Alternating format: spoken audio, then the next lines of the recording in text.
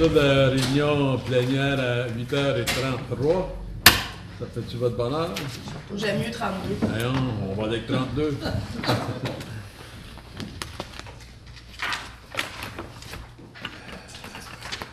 Adoption de l'ordre du jour.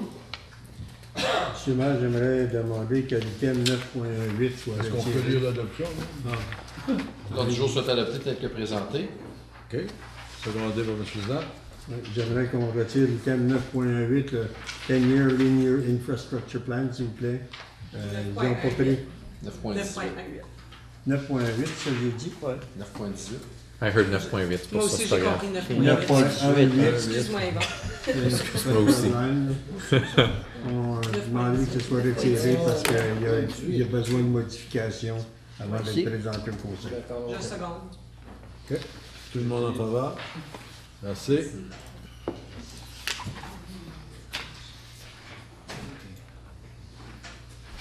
Déclaration pécuniaire? Aucune? Alors, les trois mousquetaires dans le coin qui vous attendent, la présentation pour les membres du comité consultatif du patrimoine au sujet de la désignation du parc du Moulin comme patrimoine. Alors, qui est élu? Ça doit être Gilles qui est capable de parler. Je commence, je viens de le faire pour. Alors, bonjour tout le monde, merci de me recevoir. Le reste, c'est désignation du parc du Moulin sous la section 4 de la loi sur le patrimoine de l'Ontario. Moi, c'est Gilles Chartrand, président du comité consultatif du patrimoine.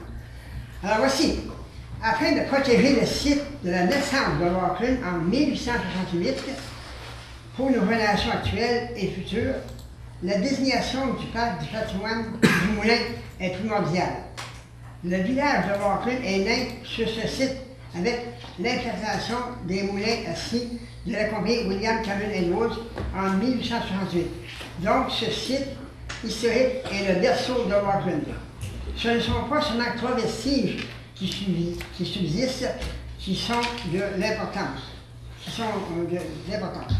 soit la base de la cheminée du moulin et une portion de fondation de deux édifices. Ils ne sont qu'une infime partie de plus de 25 édifices qui faisaient partie du complexe des moulins Edwards. De ce fait, c'est tout l'emplacement du parc du moulin qui doit recevoir la désignation sur la section 4 de la loi du patrimoine de l'Ontario. Cet emplacement important a déjà reçu une reconnaissance officielle de la part de la province de l'Ontario le 24 septembre 1980, une grande plaque provenant de la Fondation du patrimoine ontarien du ministère de la Culture, Tourisme et des Loisirs fut installée afin de rendre hommage à M. Edwards et l'apport des moulins assis dans le développement de Rockland et de toute la région. Vous savez que les moulins à Rockland étaient les deuxièmes plus gros au Canada. Tout le monde savait ça, hein? Alors c'est pour ça que c'est un site important. Lors de la célébration de la fête centenaire de la population. On savait ça. On le savait. Alors, lors de la fête de centenaire, lors de la célébration de la fête du centenaire de la Congrégation en 1927, le parc du Moulin fut officiellement inauguré et une plaque à cet effet en reconnaît l'importance. Actuellement, ces plaques, la grosse plaque et la petite plaque, sont conservées en sécurité dans le musée Hans Rockland et elles sont réinstallées dans le parc. Là, je laisse maintenant M. Michel Juvenil parler de la loi sur le patrimoine. Merci.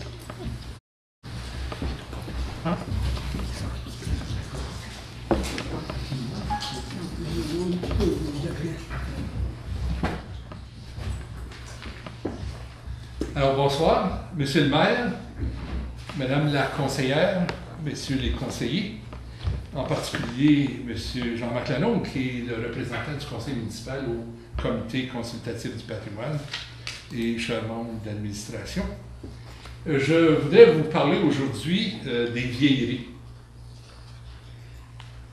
Ça aurait pu être un autre nom pour la loi du patrimoine de l'Ontario, mais il faut parler des vieilleries comme de belles vieilleries. En regardant mes cheveux blancs, j'en suis rendu pas mal dans ce domaine-là. Et sans regarder personne, je vois qu'il y en a d'autres aussi dans la salle.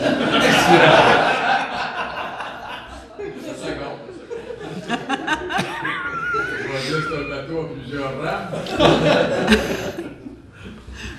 Alors, la première vieillerie que je voudrais vous parler, c'est la mairie. Ne confondez pas, là, je ne parle pas de M. le maire, je parle de la bâtisse. Très content de savoir que vous avez spécifié que Certains urbanistes pourraient penser qu'on n'a pas besoin d'une bâtisse comme ça, qu'on pourrait mettre ça à terre, raser ça et bâtir un bel hôtel de ville. À cause peut-être des toits qui coulent. Je me souviens très bien quand mes enfants étaient plus jeunes, puis j'allais à la bibliothèque municipale qui était dans le haut de l'ancien bureau de poste et qu'il y avait des fils qui descendaient du plafond avec des chaudières en dessous. Et c'est sûr qu'il y a des bébites des fois, à 4 pattes, à 3 pattes, à 2 pattes. Mais ceux à 2 pattes, on n'ira pas plus loin là-dessus, qui sont des fois indésirables, qui se promènent. Mais ça fait partie de nos vieilleries et c'est important de vouloir conserver ces belles vieilleries-là. Vous avez reçu un document qui s'appelle la désignation des biens patrimoniaux. Je vais en glisser un mot. C'est surtout les annexes qui se trouvent à la fin qui sont les plus importants. On veut désigner un bien du patrimoine parce qu'on reconnaît l'importance d'un bien dans la collectivité locale. On veut protéger la valeur d'un bien sur le plan patrimoine culturel. On encourage les bonnes pratiques de gestion et de conservation. Et on encourage la connaissance et la compréhension au sujet du bien. En général, on entend parler de désignation d'un bien, mais il peut y avoir la désignation d'un ensemble de biens. Par exemple, on sait que le marché Maille à Ottawa, c'est une désignation d'un ensemble de biens. On vient de voir la semaine dernière que Patrimoine Canada et Patrimoine Ontario viennent de désigner la rivière Outaouais, côté ontarien, d'un bout à l'autre. Alors ça, c'est un ensemble de biens. Dans Prescott Russell, on pourrait penser peut-être à la Forêt-la-Rose, qui est un bien, un ensemble de biens. On pourrait penser dans la maison, le coin de la maison Tucker, avec la maison l'anciennement maison de Mme Marguerite Tucker, et également de la maison qui est juste à côté, qui était le premier magasin général et la première banque de Clarence Rock. Maintenant, là, ce soir, on parle surtout du processus de désignation. Quels sont les critères pour désigner un bien? Le premier critère, c'est la valeur de l'architecture. C'est qu'est-ce qui se trouve dans le bien qu'on veut conserver. Le deuxième critère, c'est que la valeur historique du bien. Alors, ça reflète l'ensemble de l'histoire de la cité. Et le troisième, c'est la valeur contextuelle. Je vais vous donner l'exemple d'un bien qui a été désigné selon ces trois valeurs-là. C'est l'Église et le presbytère Sainte-Trinité. Au niveau de la valeur physique, alors on sait que ce sont tous les éléments d'architecture qui ont été protégés dans la désignation de l'Église et du presbytère. Au niveau de la valeur historique, bien, on comprend toute la valeur historique de l'Église dans sa communauté. Et la valeur contextuelle, c'est qu'elle continue à être ce qu'elle a toujours été. Ce qu'on ne peut plus dire de la plupart des biens qu'on désigne. Par exemple, si on parle du parc du Moulin, on ne peut pas dire que ça a une grande valeur contextuelle parce qu'il n'y a plus rien qui indique que ça a été un moulin. Alors, si on regarde l'édifice de la cité, l'hôtel de ville, elle a perdu également, elle était une école. On peut dire qu'à ce moment-ci, elle a perdu sa valeur contextuelle parce qu'elle ne sert plus à ce quoi elle était formée. Mais elle a une valeur historique et elle a une valeur au niveau d'architecture. On va dire ça tout bas, là, mais les rénovations que vous avez entreprises à l'hôtel de ville, vous n'aviez même pas besoin de consulter le comité du patrimoine parce que dans la désignation de l'hôtel de ville, le règlement, il n'y a rien qui dit quelles sont les valeurs architecturales qu'on devrait conserver. Même pas le clocher qui est en bleu de ville. Alors, j'ai vu les colonnes qui m'attendaient que ça pourrait être quelque chose de très pesant. Jusqu'à ce temps que je vois le dedans de la colonne, qui était un tuyau de plastique d'eau. C'est Exactement. pas grand Alors, On héritage. se demande pourquoi ça tenait pas beaucoup, là, tu sais. Alors, on voit que ces critères, selon la désignation. Ce qui est important dans la désignation, je pense que c'est ça qu'il faut retenir, c'est quels sont les attributs patrimoniaux que vous mettez dans la désignation. OK? L'exemple, je reviens à l'Église. Les éléments patrimoniaux qu'on a mis là-dedans, c'est les vitraux, c'est le dôme qu'on retrouve à l'intérieur, c'est la pierre extérieure. Au presbytère, ce sont les balustrades, ce sont à l'intérieur de l'église, il y a les vases sacrés, des choses comme ça qui sont. Alors, tous ces éléments-là sont inscrits dans la désignation. Et c'est là-dessus que le conseil doit se pencher lorsqu'on veut faire un changement ou quand on veut désigner un objet.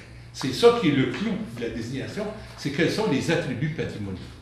Alors, dans l'ensemble du parc, si on parle du parc du Moulin, les attributs patrimoniaux sont les éléments d'architecture, les 3 fondations qui sont là. C'est ça qui sont les attributs patrimoniaux au niveau du parc. Vous avez en main le document, je vais passer tout de suite à l'annexe 1, qui parle de la désignation par le règlement municipal. Alors, c'est l'article 23 de la loi du patrimoine de l'Ontario. Alors, la désignation est de proposer, on rédige le règlement, et c'est ensuite de présenter au propriétaire, à la fiducie, et publié dans un journal. Il y a 30 jours. Après 30 jours, s'il n'y a pas de protestation ou de contestation, on passe à la désignation. S'il y a de l'opposition, alors c'est envoyé à une commission pour audience. La commission passe à travers, fait un rapport, et ça revient au conseil, et le conseil a toujours raison. Peu importe la suggestion de la commission, c'est le conseil municipal qui décide si ça va avoir lieu ou non. Je retourne en 1993, quand on a fait la demande pour désigner l'église baptiste et l'école, et on n'a pas le presbytère, non, mais ces 2 structures-là qui sont juste devant l'hôtel de ville de Rockland. Il y a eu de l'opposition qui a été faite. On n'a même pas été à la commission. On a juste décidé de retirer la désignation. Si on avait été à la commission et que la commission avait fait son rapport, et ensuite c'est le conseil municipal qui décide et il a une décision finale sur la décision de désigner ou non. Un peu plus récemment, c'était Lam Powers. On avait rédigé le règlement de désignation, il avait été présenté, il y a eu contestation, on a retiré le règlement. Si on avait été à la commission, on aurait eu un arbre désigné. Et la ville aurait eu une décision. Alors, vous avez des exemples comme ça à Ottawa dernièrement. Un édifice au coin de la rue Bank et Somerset, que les entrepreneurs ont laissé dépérir. Et dépérir pendant des années. On a eu quelque temps passé, il y a également une vieille école dans la Basse-Ville, dans le coin de Saint-Anne à peu près. Les entrepreneurs ont laissé dépérir la structure qui était là.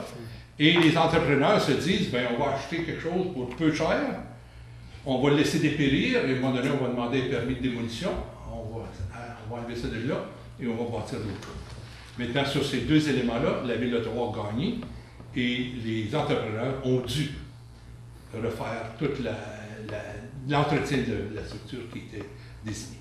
Alors, on dit des fois que la loi du patrimoine n'a pas beaucoup de mordants, mais elle en a assez pour qu'on puisse s'en servir. Si on veut modifier un règlement, alors c'est l'annexe 2, pour modifier un règlement de désignation. Je vous donne un exemple. Supposons qu'on découvrait dans le parc du Moulin, en creusant, on trouve des structures qui seraient possiblement là depuis le temps et on découvre ça. Ou bien on change les limites du parc, alors il faudrait apporter une modification au règlement qui désigne le parc.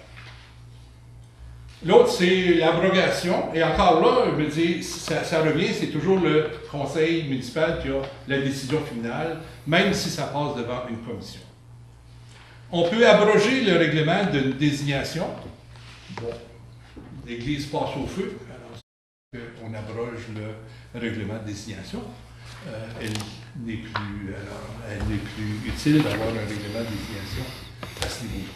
Un individu propriétaire peut demander l'abrogation d'une désignation et ça passe par le même procédé.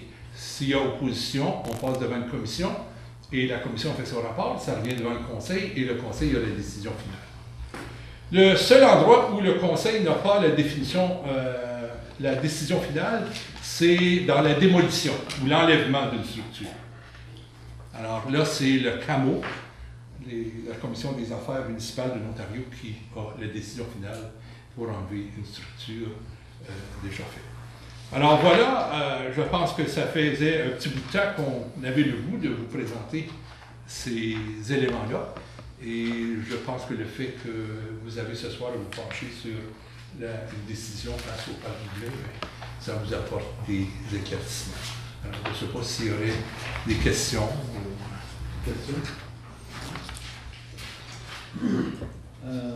La première page de la présentation de M. Chartrand, on parle de le terrain au complet qu'on veut désigner comme patrimoine. Non, parce que le terrain social, au total, il y a environ 250 acres.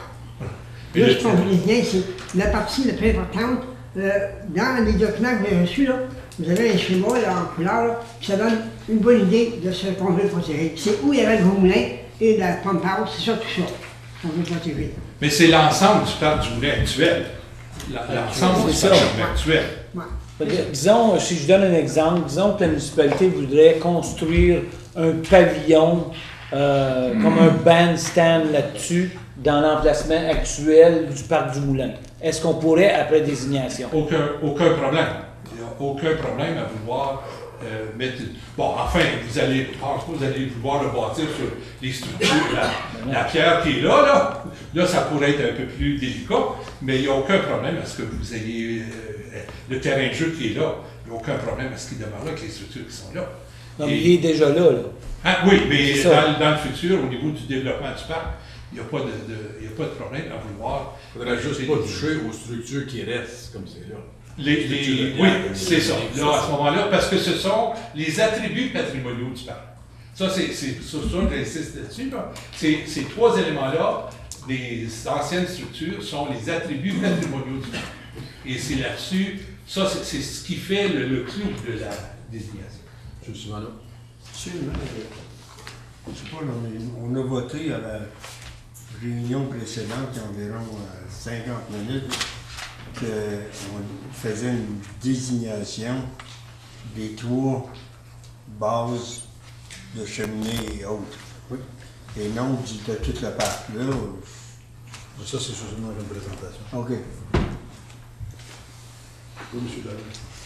Mais tout d'abord, actuellement, sur le terrain, n'importe où sur le terrain du parc du Moulin, on peut monter une structure, gazebo, toilette, restaurant, n'importe quoi. Et puis pour revenir au conseiller Simoneau, dans les minutes, dans le procès verbal, par exemple, c'est bien écrit, on parlait des trois structures que là, plus le terrain aussi. Non. Non, Oui. j'ai lu le rapport, là. J'ai posé la question tantôt, puis je voulais la retirer, puis j'ai lu la partie, puis ça disait que c'est seulement les trois.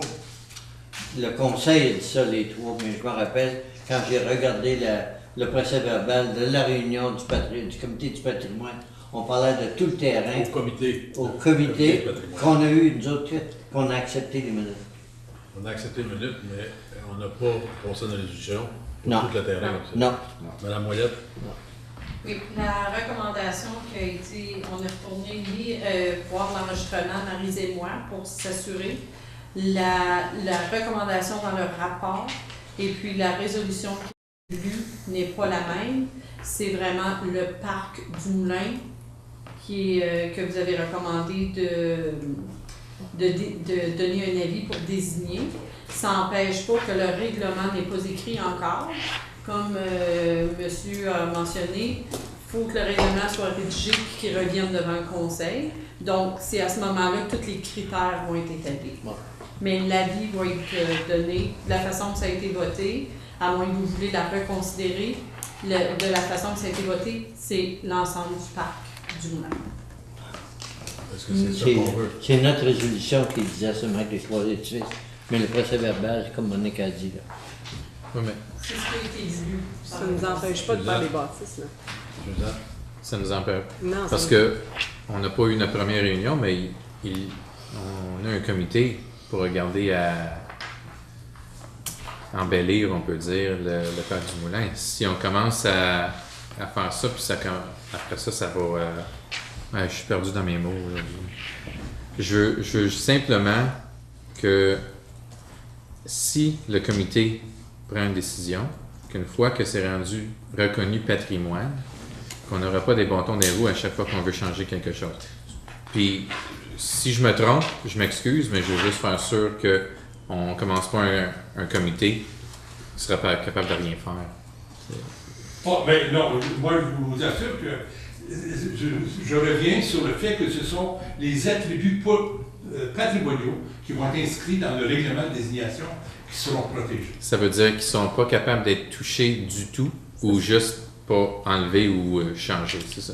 Parce que si jamais, je vais vous donner comme un exemple, monsieur le maire, si vous me permettez 2 petites secondes, si, c'est un exemple, si le comité aimerait faire un gros gazebo sur la plateforme qui existe, la plus grosse, là, est-ce que ça serait quelque chose qui ne serait pas permis?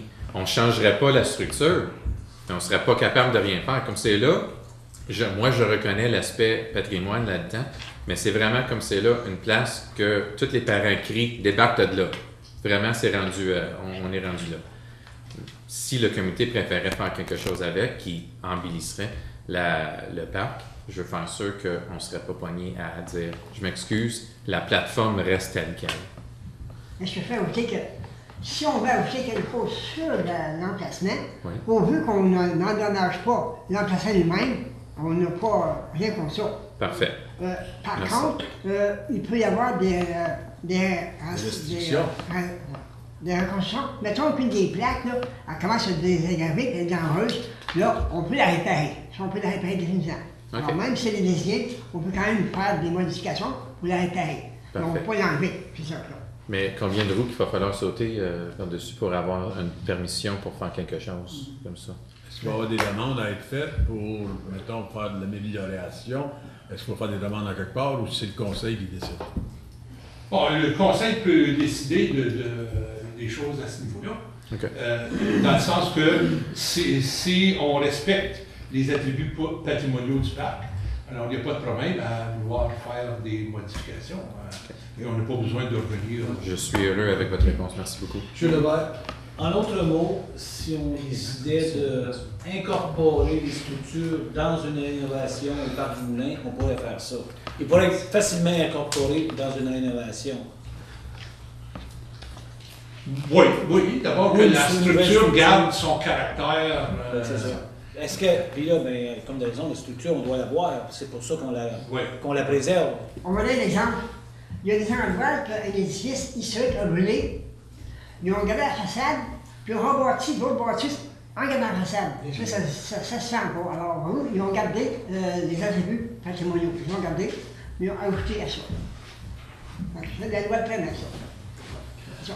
C'est qu'à un moment donné, l'autre suggestion qui pourrait être faite, c'est que sur la partie la plus basse, la structure, on pourrait décider, par exemple, de prendre toutes les bâtisses à l'échelle miniature qu'il y a dans le musée et décider de les apporter sur la structure et mettre un dôme de plexiglas par-dessus.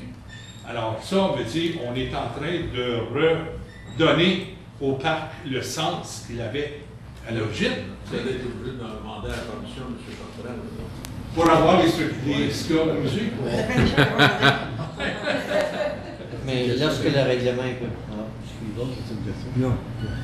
lorsque le règlement est préparé, il va revenir ici avant de l'adopter. OK. Et puis c'est de s'assurer qu'on est ouvert avec ça. Oui. C'est qu'il faut que ça soit publié dans le journal à chaque fois aussi. Merci beaucoup, messieurs. Merci beaucoup. Très Et, important. Merci. Si vous voulez voir M. Chartrand, il est au musée tous les jours. Et puis, des belles choses Souvent le intéressantes à soir, voir. souvent le soir. OK. Un point que j'avais dit. Oui. Moi, j'inviterais le conseil. Il y a une table de conférence au 2e étage. Gilles, tu devrais inviter le conseil à venir prendre un café afin de leur donner la chance de visiter le musée au complet. J'espère qu'au moins 3 heures. C'est toute une place à visiter. Il y a beaucoup de visiteurs qui y vont de plus en plus. 3 heures, je pense que ça va vous prendre plus de temps que ça, M. Chartrand, vous connaissez. C'est ma première visite. Beau travail, M. Chartrand. Très bien, merci beaucoup, messieurs. Pétition correspondance, lettre de l'école secondaire catholique de Plantagenet, nous remerciant pour le don que nous avons fait. Et aussi une lettre datée du 12 juillet 2016, Rockland District High School, au sujet de la bourse, nous remerciant aussi. Avis de motion. Marie, je vous regarde. Est-ce que vous voulez que ces deux-là soient reçus déposés? Oui. Propose qu'il soit reçu. Est-ce que c'est Il est pour moi, un filière. comme maire, que je peux faire la présentation comme avis de motion ou Vous donnez votre siège au maire suppléant le temps que vous on faisiez. change de chaise? Non, fais juste reposer ton marteau. C'est juste un avis, il n'y a pas de vote. OK.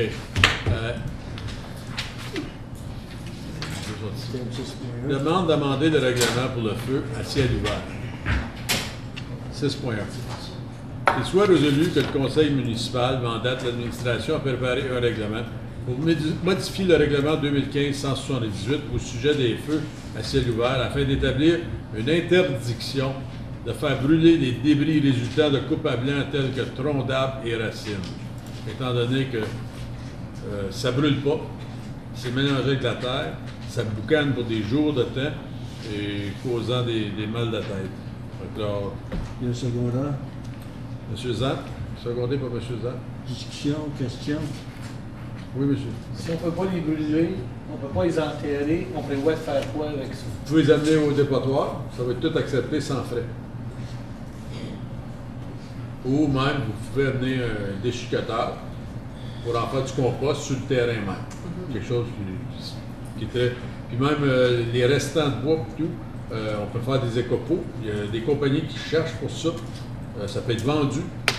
Mais, puis il y a certaines personnes qui font de la coupe à blanc.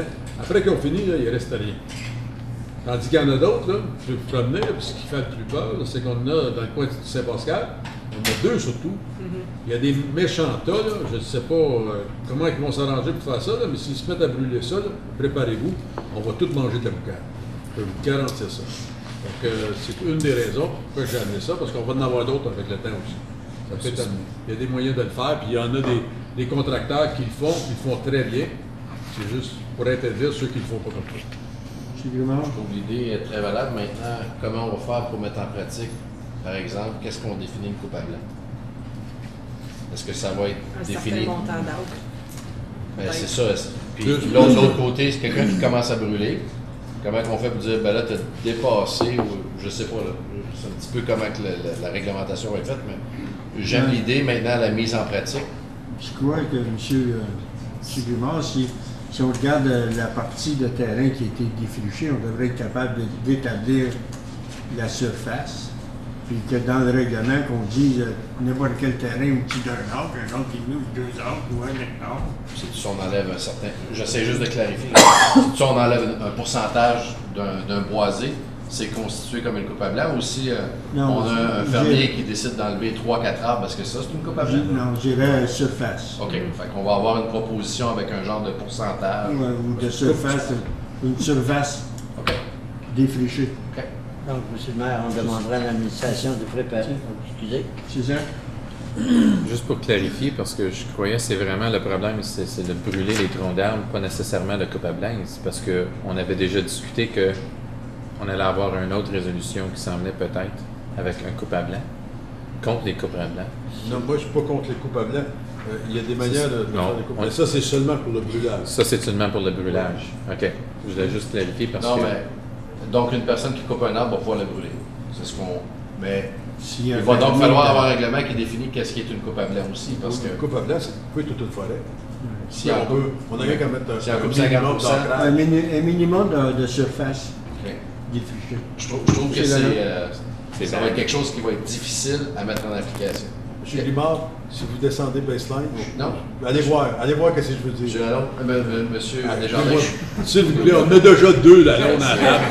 On est capable d'en avoir un troisième. je suis absolument d'accord avec votre idée. Parce que vous allez avoir un exemple, là, si vous allez au point de, je pense que c'est Rodin, descendez baseline, vous allez arriver entre Rodin et Chemin du Lac, vous allez voir les tas qui sont là. S'il faut commencer à brûler ça, Je suis super d'accord, c'est juste de vous me comprenez comment on va définir qu'est-ce qui est légal et qu'est-ce qui est Il pas. faudrait marquer un montant d'ancrage. OK? Minimum. Il va falloir y penser. Monsieur Lalonde, à votre tour. Le vrai Monsieur Lalonde. Peut-être qu'on devrait demander à notre administration de préparer un règlement à cet effet-là qui vont lui donner la chance de faire les recherches nécessaires. Parce que, comme M. Grimard vient de dire, de quelle façon on va définir une coupe à blanc? Mais ça va être dans le règlement, ça va être ça. C'est ça. La définition va être là. C'est qu'on avait parlé qu'on voulait faire un règlement contre les coupes à blanc. Fait que c'est là que- non, c'est pas contre les coupes à blanc, c'est contre la disposition. Parce qu'il y en a des contracteurs qui le font très bien, puis ils ne sont pas obligés de tout brûler. Mais il y en a d'autres qui brûlent tout. Ils vont vous dire, c'est rien que de mettre, mettons, une coupe à blanc qui soit de 1 arc, une demi-arc, 2 arcs, plus que ça, c'est considéré une coupe à blanc. Monsieur Zan?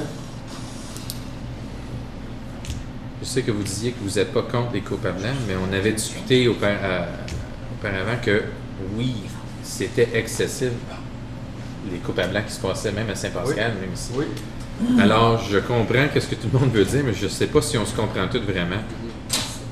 Il faut avoir, avant qu'on passe une motion pour ça, puis je vous comprends, je suis complètement d'accord, parce qu'on parle du brûlage des troncs d'arbres, d'avoir un vrai règlement de coupe à blanc, parce que si on passe ça comme c'est là, on va revenir dans une autre année, il va falloir rechanger celui-là, parce qu'on va avoir un autre règlement de coupe à blanc. On parle de 2 choses. Comme c'est là, Ben, c'est ça. parce que comme c'est là, il n'y a aucune loi contre les coupes à blanc. Exact. Fait que ça, c'est juste pour empêcher le brûlage. Parfait. Monsieur Le Desjardins, brûlage de quoi? si je De me troncs, trompe de pas, restants et de On- racines. De On coupe a- à blanc? De coupe à blanc. Non, on n'a pas de règlement. de oui, coupe à on a blanc. un règlement. J'ai parlé on a un, mais on peut pas. On peut pas rien l'enforcer, faire parce que les comtés unis, ils n'ont pas un. C'est pas, on n'empêche pas la coupe à blanc. Mais on devrait. C'est ça le que j'essaie oui, de mais dire. non, il y a des moyens de faire des coupes à blanc en laissant des espaces contre les contrevents, en laissant des espaces le long des ruisseaux. Si on regarde les lois du Québec, il y a des bonnes lois qui sont installées au Québec. Mais comme c'est là, ça n'a rien à faire à empêcher les coupes à blanc. OK. C'est d'empêcher de brûler les débris des coupes à blanc. Oui, je comprends, mais on dirait qu'on devine Est-ce à que- combien d'arcs qu'on fait. Je C'est veux- 1, 2, 3. Au lieu de peut-être, il y aurait peut-être lieu de dire, au lieu de resulting from clear cutting, resulting from tree removal. OK? Puis là, on va pouvoir définir Oui, parfait. Faut la mentionner surface. sous d'accord. coupe à On blanc. mentionnera même pas coupe à blanc. Encore mieux. C'est ça. Mais je suis pour. Je suis pour, Ah, mais mais c'est juste qu'il va falloir avoir des règlements. On enlève la coupe à blanc. Mettez juste des troncs d'arbres. Tree Ok. removal. Des Vous êtes racines. correct avec Oui, ça? moi, j'ai pas de problème avec OK. ça. C'est juste qu'on a eu des exemples où, que, sur le chemin Landry, ce printemps, il y a quelqu'un qui a brûlé du bois et des restants. Il y a un camping l'autre bord qui s'est fait boucaner pendant 3 jours de temps. On en a d'autres. Même moi, un matin, je m'ai réveillé, je pensais qu'on avait un feu de proche. On sentait la boucane, quelque chose de frais. Puis, justement, c'était 3 km de chez nous. C'est quelque chose, il faut que ça arrête. Puis en même temps, il faut commencer à protéger notre environnement. là. Absolument d'accord.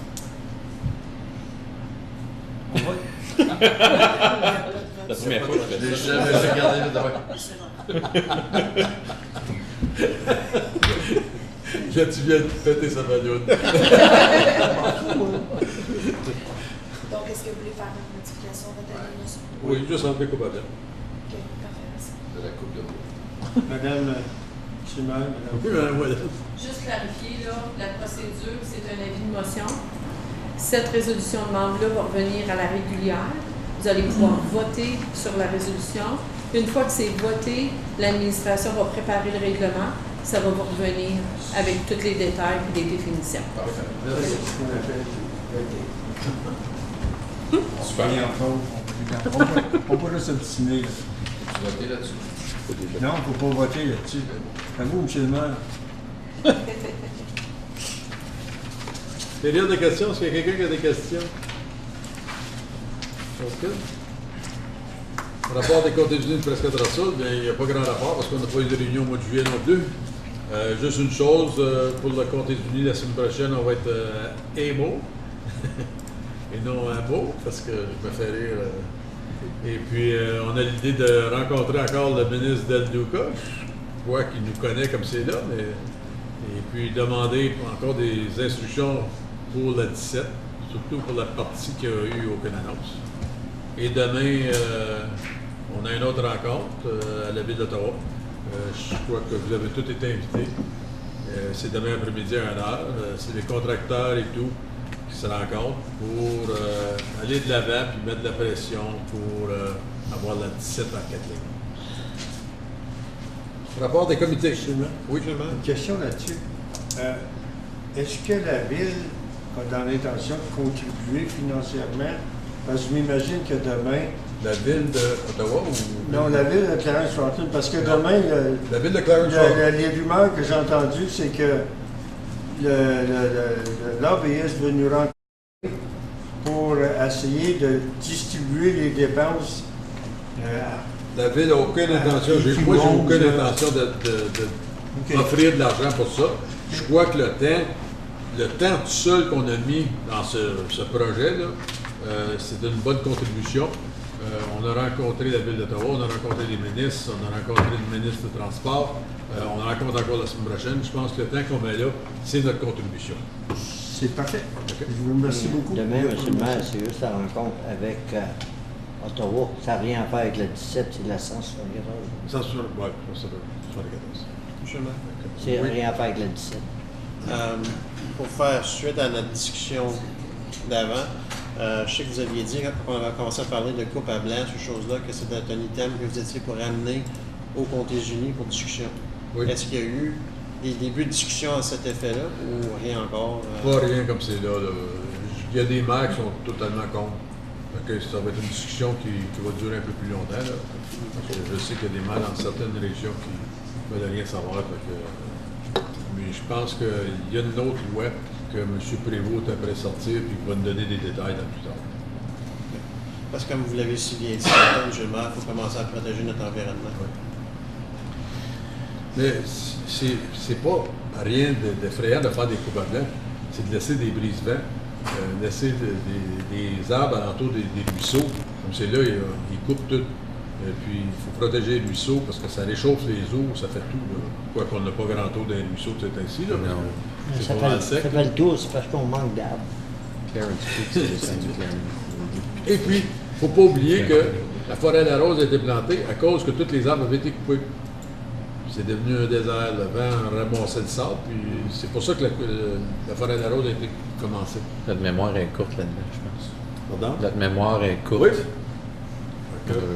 Demandez aux gens de Saint-Pascal comment ils trouvent le vent à cette heure. Il y a beaucoup plus de vent qu'il y en avait des années passées. Les gens se plaignent tout. Alors, on continue? Oui. Est-ce qu'on voit tous les rapports de la comité? Oui. Est-ce qu'il y a des rapports que vous voulez sortir? On les prend un par un, M. le maire? Oui. Il faut le prendre un verre. OK. Ouais. Malheureusement ou heureusement. J'essayais d'aller plus vite, M. Nomination de membres loisirs de Bourgette. Que le comité plénier recommande au conseil municipal d'approuver la nomination des membres du comité de loisirs de Bourgette Incorporé. France Poirier, présidente, Jacques Drouin, vice-président, Daniel Gauthier, secrétaire, Martine Lepage, Lynn Martin-Robillard, Laurent Étier, directeur, Pierre Labelle, directeur, Henri Goudreau, directeur, Lynn Boileau, directrice, France Faubert, directrice, François Faubert, directeur, Géraldine Saint-Jean, directrice, Sonia Rondeau, directrice, Monique Laroche, membre à vie, et que le comité plénier recommande au conseil municipal d'approuver les activités prévues pour l'année 2016-2017, telles que recommandées au rapport LO 12016-07-1. Secondaire, Madame Simard, question? Une question, M. le maire. Je ne sais pas si Bourgette est avisé, comme toute autre organisation de Clarence-Rockland, que maintenant, depuis 2015, il y a une nouvelle loi de passer, que chaque association doit s'enregistrer à chaque année maintenant. S'ils ne sont pas enregistrés, ils sont bannis vraiment pour les occuper à travers le Trillium. Et puis là, ils donnent 11 jours. Quand tu appliques pour une subvention, à Trillium surtout, ils vont te donner 11 jours d'extra qui va retarder pour l'autre session qui vient ce mois de novembre. Ce que je peux voir, par exemple, c'est une corporation. Ouais, Longtemps qu'ils ont leur rencontre annuelle et qu'ils répondent au nombre pour être incorporés. mais il faut qu'ils s'inscrivent. C'est obligatoire. Ceux qui sont obligés. Ouais, j'ai parlé la semaine passée. Vous allez vérifier, M. Boucher? Oui, certain. Puis informer si c'en est le cas, informer les associations. Ouais. Les optimistes de Rockland ont été avertis parce que tu ne vas pas appliquer. Okay. Autre question? Tout le monde en faveur? Merci. Entente 2016 avec le conseil scolaire pour l'opération des garderies. That the Committee of the Whole hereby recommends to Municipal Council to adopt Bylaw 2016-95, being a bylaw to authorize the Director of Community Services to sign an operational agreement for the school year 2016-2017 with the following school boards as recommended. Conseil scolaire de district catholique de l'Est de l'Ontario, CSDCEO, service de garde préscolaire from September 1st, 2016 to August 31st, 2020. Conseil des écoles publiques de l'Est de l'Ontario, CEPEO, service de la garde préscolaire et parascolaire from July 1st, 2016 to June 30th, 2017. Secondaire, André Lalonde. Question, M. Suzanne? Juste pour savoir, est-ce qu'on va avoir d'autres ententes avec les conseils scolaires anglophones qui s'en viennent ou ils ne sont pas tous à la même page? C'est parce que nous n'avons pas reçu les deux autres ententes encore. Okay. C'est qu'elle va revenir avec le même principe puis le même rapport similaire à ce que vous voyez là pour la signature de ces ententes. OK, merci. Autre question? Tout le monde en faveur? Merci. Entente avec le Duc Bossline pour l'opération de CA Transpo. Attendu que le conseil municipal a mandaté les services communautaires de procéder à la négociation de l'entente de service avec le Duc Bossline pour le service de transport en commun pour la route 530, Clarence Creek et Rockland à Ottawa, Gatineau, et la route 535 Saint-Pascal, Bourgette, Hammond, Cheney à Ottawa, Gatineau au mois de mars dernier. Que le comité plénier recommande au conseil municipal d'adopter le règlement 2016-105 pour autoriser le maire et la greffière de signer l'entente de renouvellement avec le Duc Bossline pour le service de transport en commun pour la route 530, Clarence Creek et Rockland à Ottawa, Gatineau, et la route 535 Saint-Pascal, Bourgette, Hammond, Cheney à Ottawa, à Gatineau, tel que recommandé. Secondaire, Mme Simard, question? M. Lalonde? Oui, juste M. Boucher, j'avais discuté ça une couple de mois passés. On ne va pas chercher notre plein montant qui nous est dû de la gasoline pour le transport en commun parce qu'on ne demande pas un remboursement pour le déblaiement de neige ou le nettoyage des terrains de stationnement. Même si ce n'est pas vous autres qui le faites, c'est les travaux publics qui le font. Il y a un coût d'attaché à ça qu'on peut retirer l'argent pour le déblaiement de tous les terrains de stationnement, Bourgette, Clarence, Saint-Pascal, Rockland. Et les abribus. Et les abribus. Oui. Dans notre budget, je pourrais trouver, par contre, ce qui arrive présentement, c'est que les stationnements qu'on utilise, ce sont des stationnements qu'on déblaye quand même parce que ce sont les centres communautaires. Et il y a un stationnement en particulier, il y a deux stationnements dans Rockland qui ne nous appartiennent pas. Un, c'est une entente qu'on a avec l'Église, mais qui ne sert pas seulement pour le parc aux bus, qui peut servir pour les débordements. Il y a une partie qui a des coûts à nous. Si tu nettoies la moitié, il y en a la moitié qui devrait être remboursable. Oui, le stationnement au complet à l'Église, on paye à Rockland. Et puis celle de Home Hardware. Exactement. Fait que ces deux-là, ce ne seraient pas des stationnements en temps normal que si on n'aurait pas le transport en commun, on n'utiliserait pas. Par contre, les autres stationnements, ce sont tous des stationnements des centres communautaires. Ça fait qu'ils seraient quand même nettoyés. Ça fait qu'il faudrait qu'on absorbe. Peut-être qu'on peut aller voir si on peut avoir un crédit quand même. Parce on peut vérifier. L'an dernier, on a reçu 239 000 de Provincial Subsidies pour le transport en commun Cette année, on a eu une augmentation de 21 000 $. On va recevoir 260 000 $ pour la partie de cette subvention. La raison que je soulève ça, c'est parce que j'ai vérifié avec d'autres municipalités. Le montant était beaucoup plus, pas plus élevé que nous autres, mais beaucoup moins d'autobus que nous autres on a. Et puis le montant était à peu près le même. Parfait. On va vérifier au niveau, on travaille sur les budgets, on va vérifier ce qu'on peut faire à ce niveau-là. Par contre, ça ne change pas l'entente de partenaire de service qu'on propose ce soir. Ça n'a pas rapport à ça. Je crois aussi que les achats des abribus compteraient là-dedans aussi. Ça c'est pour la taxe de gaz. Là. Oui, mais n'importe qu'est-ce qu'il y a à faire avec le service de transport en commun serait, même le travail que les employés font pour mettre la slab de ciment, tout compte là-dedans. N'importe quoi qui est pour... Vérifiez ça, M. Boucher? Oui. Merci. Autre question? Tout le monde en faveur? Merci. Budget de garderie 2017. Attendu que lors des discussions budgétaires de 2016, il faut proposer de préparer un plan pour augmenter les revenus du service de garderie dans le but de minimiser l'apport municipal. Attendu que le directeur des services communautaires a présenté le plan de gestion futur proposé pour services de garderie, que le comité plénier donne la directive au directeur des services communautaires de procéder à la préparation de son budget 2017 en considérant le plan de gestion proposé, soit 1. La considération d'une augmentation globale des frais de service de garderie de 2 en date du 1er janvier 2017 et 2.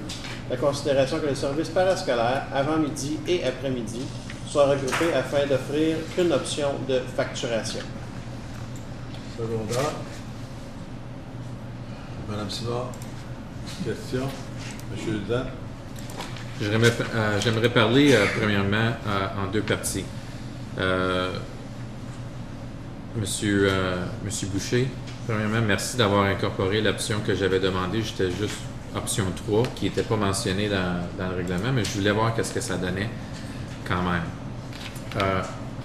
La partie de l'apport municipal, ça c'est la première partie que j'aimerais discuter.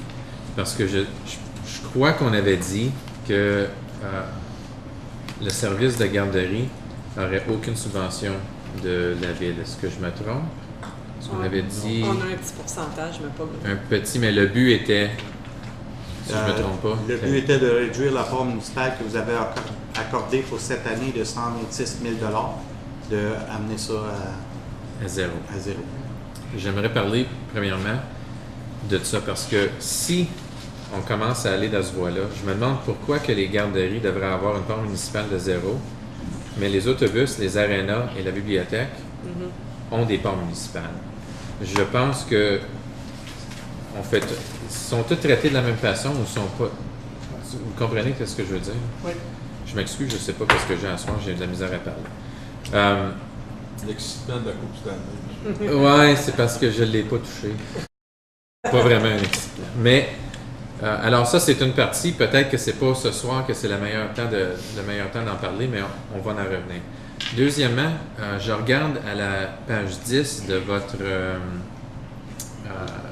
présentation, impact financier. Et j'aime vraiment l'option 3. Vous avez discuté la dernière fois que la partie qui coûtait le plus cher, M. Boucher, c'était les bambins. Si on compare à Ottawa, même eux autres sont beaucoup plus élevés, mais c'est la partie qui nous coûte le plus cher, si je ne me trompe pas. Non, vous êtes exact. OK, parfait. Je crois que votre rapport, par contre, en enlevant les 4 dernières parties, qui est le matin E, matin B, après-midi D et après-midi C, vous comptez dans votre option 2 d'avoir 100%, même plus de ces coûts-là qui vous suivraient. Et je crois que le 260,9 000 est faux. Ça se peut pas. Ça se peut pas parce qu'on ne peut pas dire que 100% des gens vont dire « Je vais aller payer de 11... non, pardon, c'était 7 piastres et quelque chose. Puis oui, je vais prendre le 20 piastres. C'est rendu à 15, excuse-moi. Même là, de 7 à 15.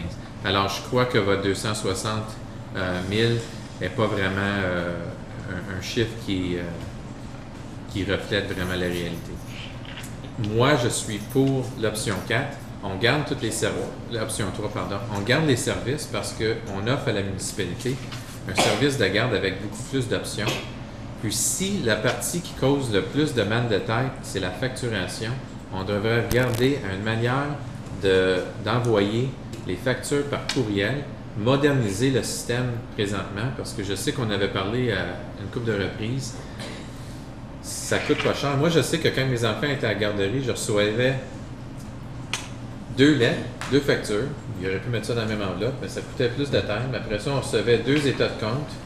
On dirait qu'on recevait comme 4 lettres de la garderie par mois, puis ça, j'avais juste 2 enfants à garderie. Alors, il y a des manières de faire ça. Si vraiment la raison pour couper la moitié des services est vraiment à cause du trouble financier, je pense qu'il y a des raisons. On pourrait régler ça d'une différente manière. Mais moi, j'aimerais garder option 3. Ça monte de 4 chaque étape. Puis, on garde quand même un assez bon montant. Oui. Est-ce que je peux répondre, monsieur? Oui, bien, ouais. J'ai pris du temps. Là. Non, c'est bien. Vous avez raison qu'on va perdre des clients. Et puis, dans ce qu'on fait, nous, on vous fait un rapport global. Par contre, dans ma considération de chiffres, je vais juste m'assurer que vous soyez au courant. Dans l'option 1, j'ai pris une perte dans les nouveaux chiffres que je vous montre. J'ai considéré comme quoi j'étais pour perdre 15 Il fallait que je sois conservateur, mais il fallait que je montre que j'aurais une perte possible de clients. Dans l'option 2, j'ai une perte possible de seulement 5 que j'ai mis au niveau du budget parce que l'augmentation de 12,40 $, où ce qui se situe 154 clients sur 185, était plus et minime. Bien, vous allez dire oui, à 2 piastres et quelques par jour, mais c'est moins, c'est seulement sur 154 clients. Ça fait qu'il y a seulement que 14, 25, 31 clients qui payent moins que 12,40 $ par jour. Il y a seulement que ces 31 clients-là. C'est pour ça que les chiffres ont l'air hauts. C'est parce que les clients dans le E, B puis D là, sont minimes. Ça fait que les chiffres sont exacts, mais c'était au conseil municipal, dans l'ensemble du conseil, de décider quelle des 3 options il fallait. Merci. Question. Madame Simon. Quand tu as matin E, B, D, C, là, est-ce qu'il faut que est-ce qu'il faut que tu... Do you have to hire extra staff pour juste ces moments-là? Non. Ou est-ce qu'on enlève ça, tu n'aurais pas ce staff-là? Non, c'est pareil de toute façon. Oui, on doit un maximum d'enfants, parce que ça, c'est des enfants qui allent à l'école. Ça fait que selon le ratio, on doit un maximum d'enfants. Ça fait que des fois, elle peut en avoir 7, comme qu'elle peut en avoir 12. Donc, la personne employée est là de toute façon, regardless if we have those options. Exact. OK. Je pense que c'est plus considéré la facturation. Il y a 2 items qui rentrent en considération. Il y a la subvention aux comtés unis. Si nous restons avec le statu quo, c'est définitif qu'on va perdre environ 50 000 $ de revenus des comtés unis. Ça, on a fait le travail et puis on a les statistiques pour le prouver. Si nous allons à l'option B, nous allons en perdre des comtés unis, nous allons en perdre moins. Si nous allons à option A, mais c'est tout le plein taux là, pour tout le monde. C'est-à-dire que les comtés vont payer ce qu'on leur charge. Comme c'est là, il y a des services de comté payent 20 $ par jour, puis vraiment le client il est dans le 12,40 $ par jour, exemple. C'est qu'on a fait l'étude pour savoir qu'est-ce qu'on perdrait.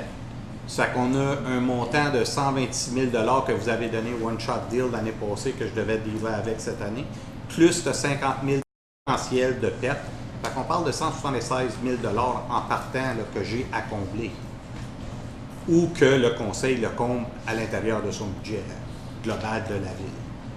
C'est là où on en est comme c'est là. Yes, M. Kyo. Monsieur le maire, le conseiller a demandé si on pourrait avoir un nouveau système de facturation qui serait plus efficace. Je n'en connais pas. Je sais que qu'est-ce qu'on fait maintenant est beaucoup manuel. C'est pour ça que d'avoir 7 choix, c'est assez difficile. Puis le monde qui change d'idée, puis ça cause beaucoup d'ouvrages pour la facturation, puis d'avoir un autre système, genre Canopel, genre Conopel qu'on pourrait acheter pour être plus efficace. Je crois que dans le passé, vous aviez une facturation pour tout, hein, monsieur? Dans le passé, on avait le modèle de facturation à 4 paliers seulement.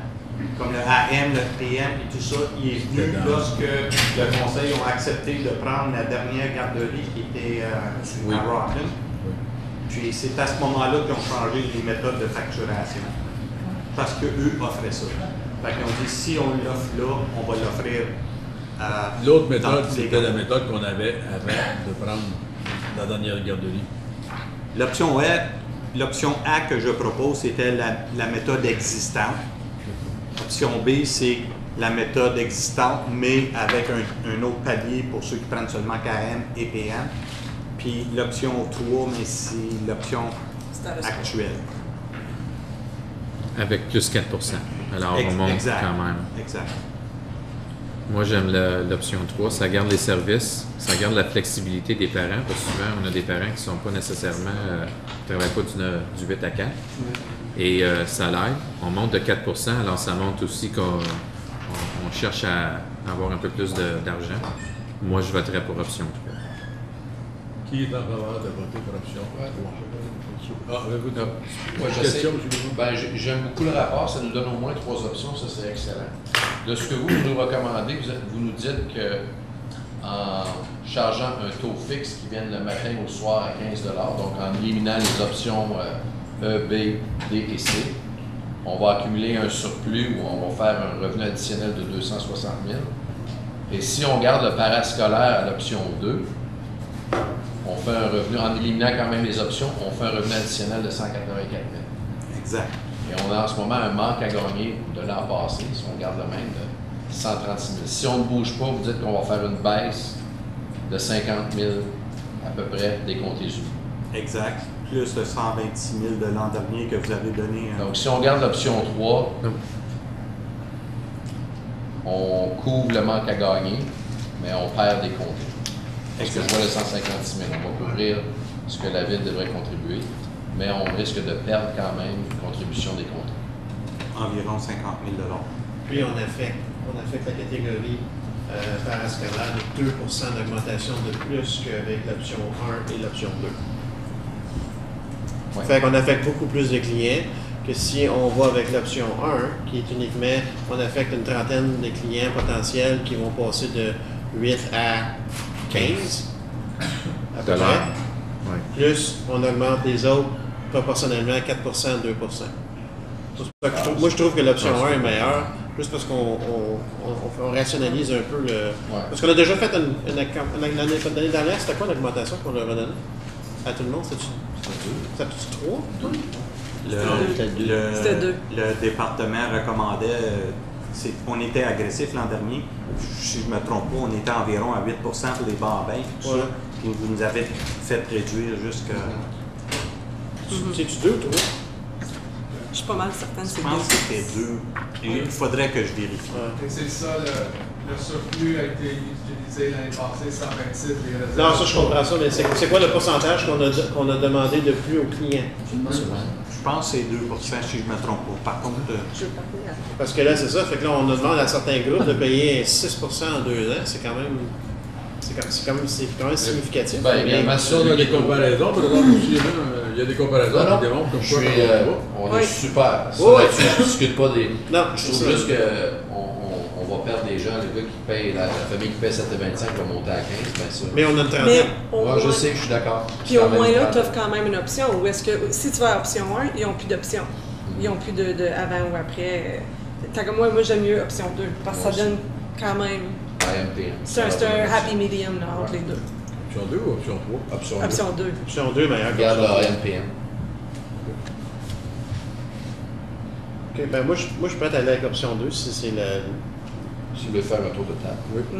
Juste pour dire, le 126 000, on ne compte pas, là, ça a déjà été donné, c'est fini, c'était dans le budget. Oui, mais l'année prochaine, je vais avoir à le compter. Là, moi. Vous l'avez donné One Shot Bill pour cette année. Est-ce que le conseil il accepte de le donner la prochaine? Ben, c'est ça aussi qu'on devrait discuter, parce qu'une subvention, c'est une subvention. Si on le donne à un service, on devrait les donner à l'autre. Mais Ou je veux dire, si on les donne aux autres, on devrait le donner à la garderie quand Mais les même. contingents donnent combien d'argent pour la garderie? Ben, c'était différent là, parce qu'il y avait une. Oui. C'est quoi le pourcentage du budget total que la garderie donne? On Que a, les on a différentes subventions. On a des subventions pour les opérations, on a des subventions pour les clients.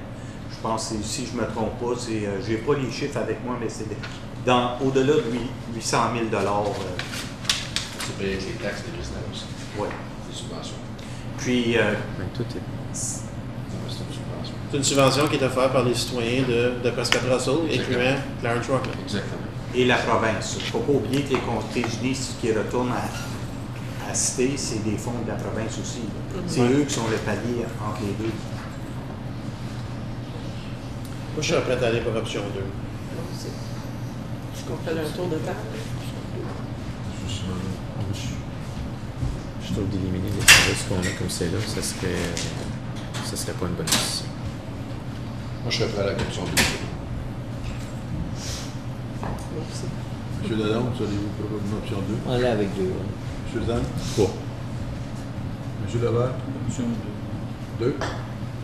Simoneau? Option 3. Alors, le 2 pour 3, le restant pour 2. Tout en faveur de 2. Merci.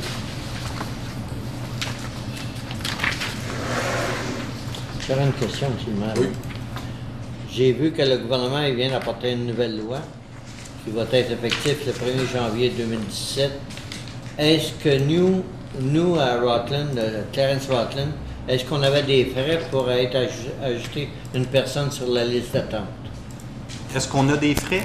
Des frais pour avoir un enfant sur une liste d'attente? Non. Non, c'est ça. OK, parce que la majorité des garderies ont des frais actuellement que... Je pense que c'était des garderies privées, par exemple, qui avaient ça. Privées et municipales. Ah, municipales? Oui. On n'a pas de frais. D'autres, on n'en a pas. Non. Merci.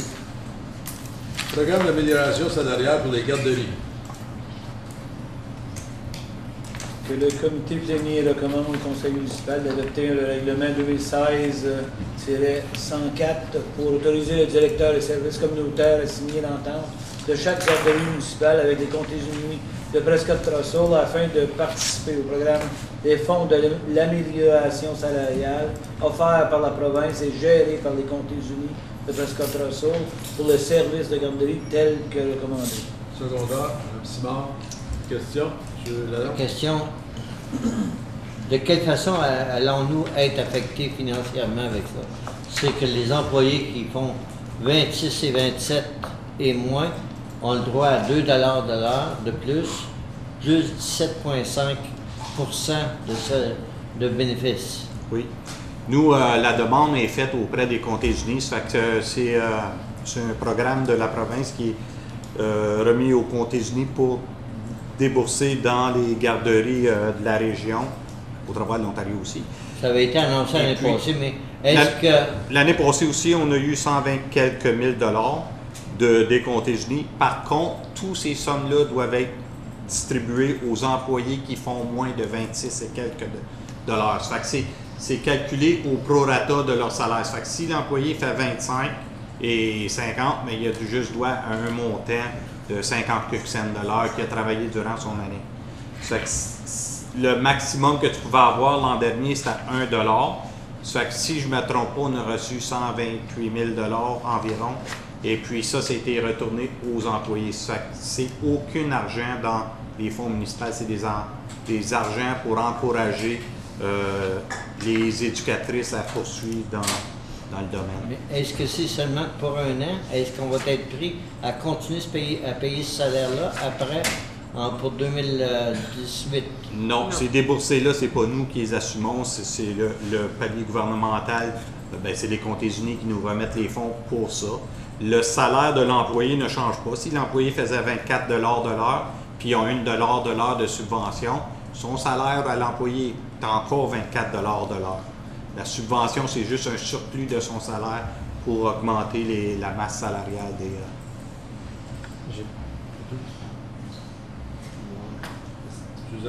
Monsieur Boucher, c'est pas parce que je vous crois pas, mais j'ai de la misère à croire que les comtés donneraient un one-time shot d'augmenter les salaires des gens, puis après ça, disaient ah, on va le faire pour le restant là, de leur emploi. Non, premièrement, c'est pas les comtés.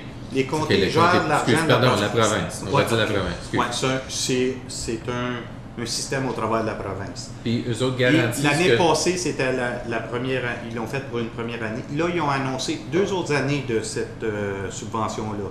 Fait que cette année, le programme existe encore. Même les montants ont augmenté un petit peu. Ça fait que nous, on doit tout envoyer la liste de nos employés de A à Z, combien ils font de l'heure, etc., combien d'heures ils ont fait par année. C'est fait au travers du service de finances. On fait un rapport à eux, puis eux, ils remboursent la différence entre chaque employé. Cet argent-là doit être retourné à l'employé en question et non à l'employeur.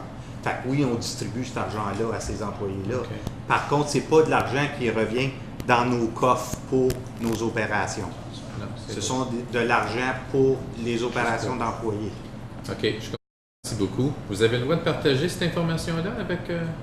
Je n'ai pas mentionné le nom. C'est une subvention provinciale. Non, vous avez dit il faut qu'on leur envoie une liste d'employés avec le montant qu'ils font par l'heure. Je veux juste savoir si... pour être éligible à la subvention, il faut qu'ils sachent chez qui, c'est qui, combien, comment. Ah, OK. C'est formidable. Ouais.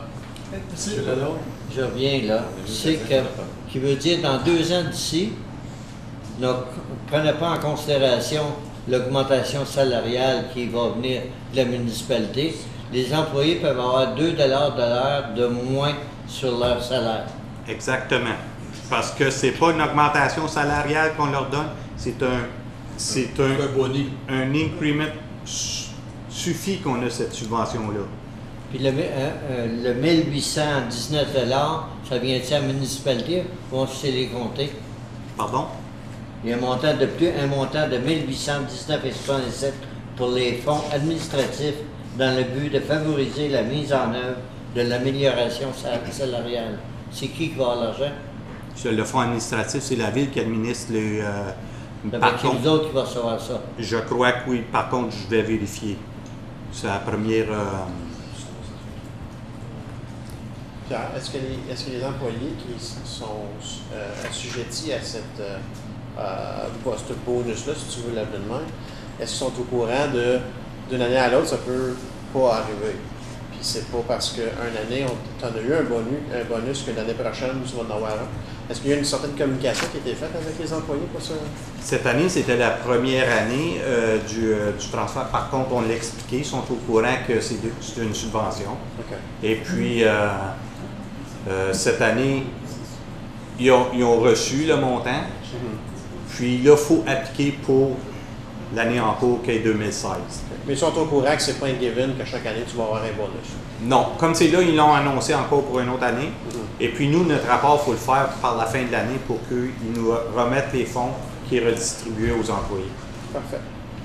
Ça porte à conclusion parce que si je regarde le 2e paragraphe de discussion, l'item 5, ça dit une subvention supplémentaire de 10 395 $ sera remise au service de garderie afin de combler la lacune salariale et les avantages sociaux additionnels nécessaires, entre autres, pour les heures supplémentaires, nouveaux employés et développement professionnel.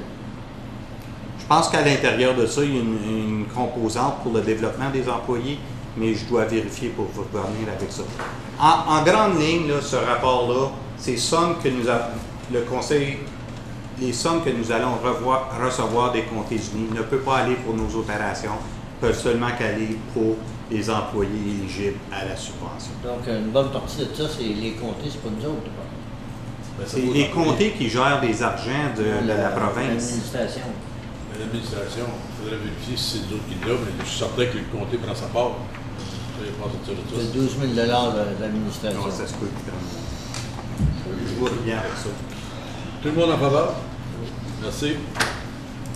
9.6, politique de gestion de comportement pour les garderies. Attendu qu'il est nécessaire de mettre à jour la politique de la gestion de comportement suite aux exigences de la loi de 2014 sur la garde d'enfants et la petite enfance, que le comité plénier recommande au conseil municipal d'adopter le règlement 2016-99, étant un règlement pour adopter la politique numéro garderie 2016-02 concernant la gestion de comportement de services de garderie tel que recommandé au rapport loi 2016-07-06. Secondé, M. le maire. M. Lalonde. Question?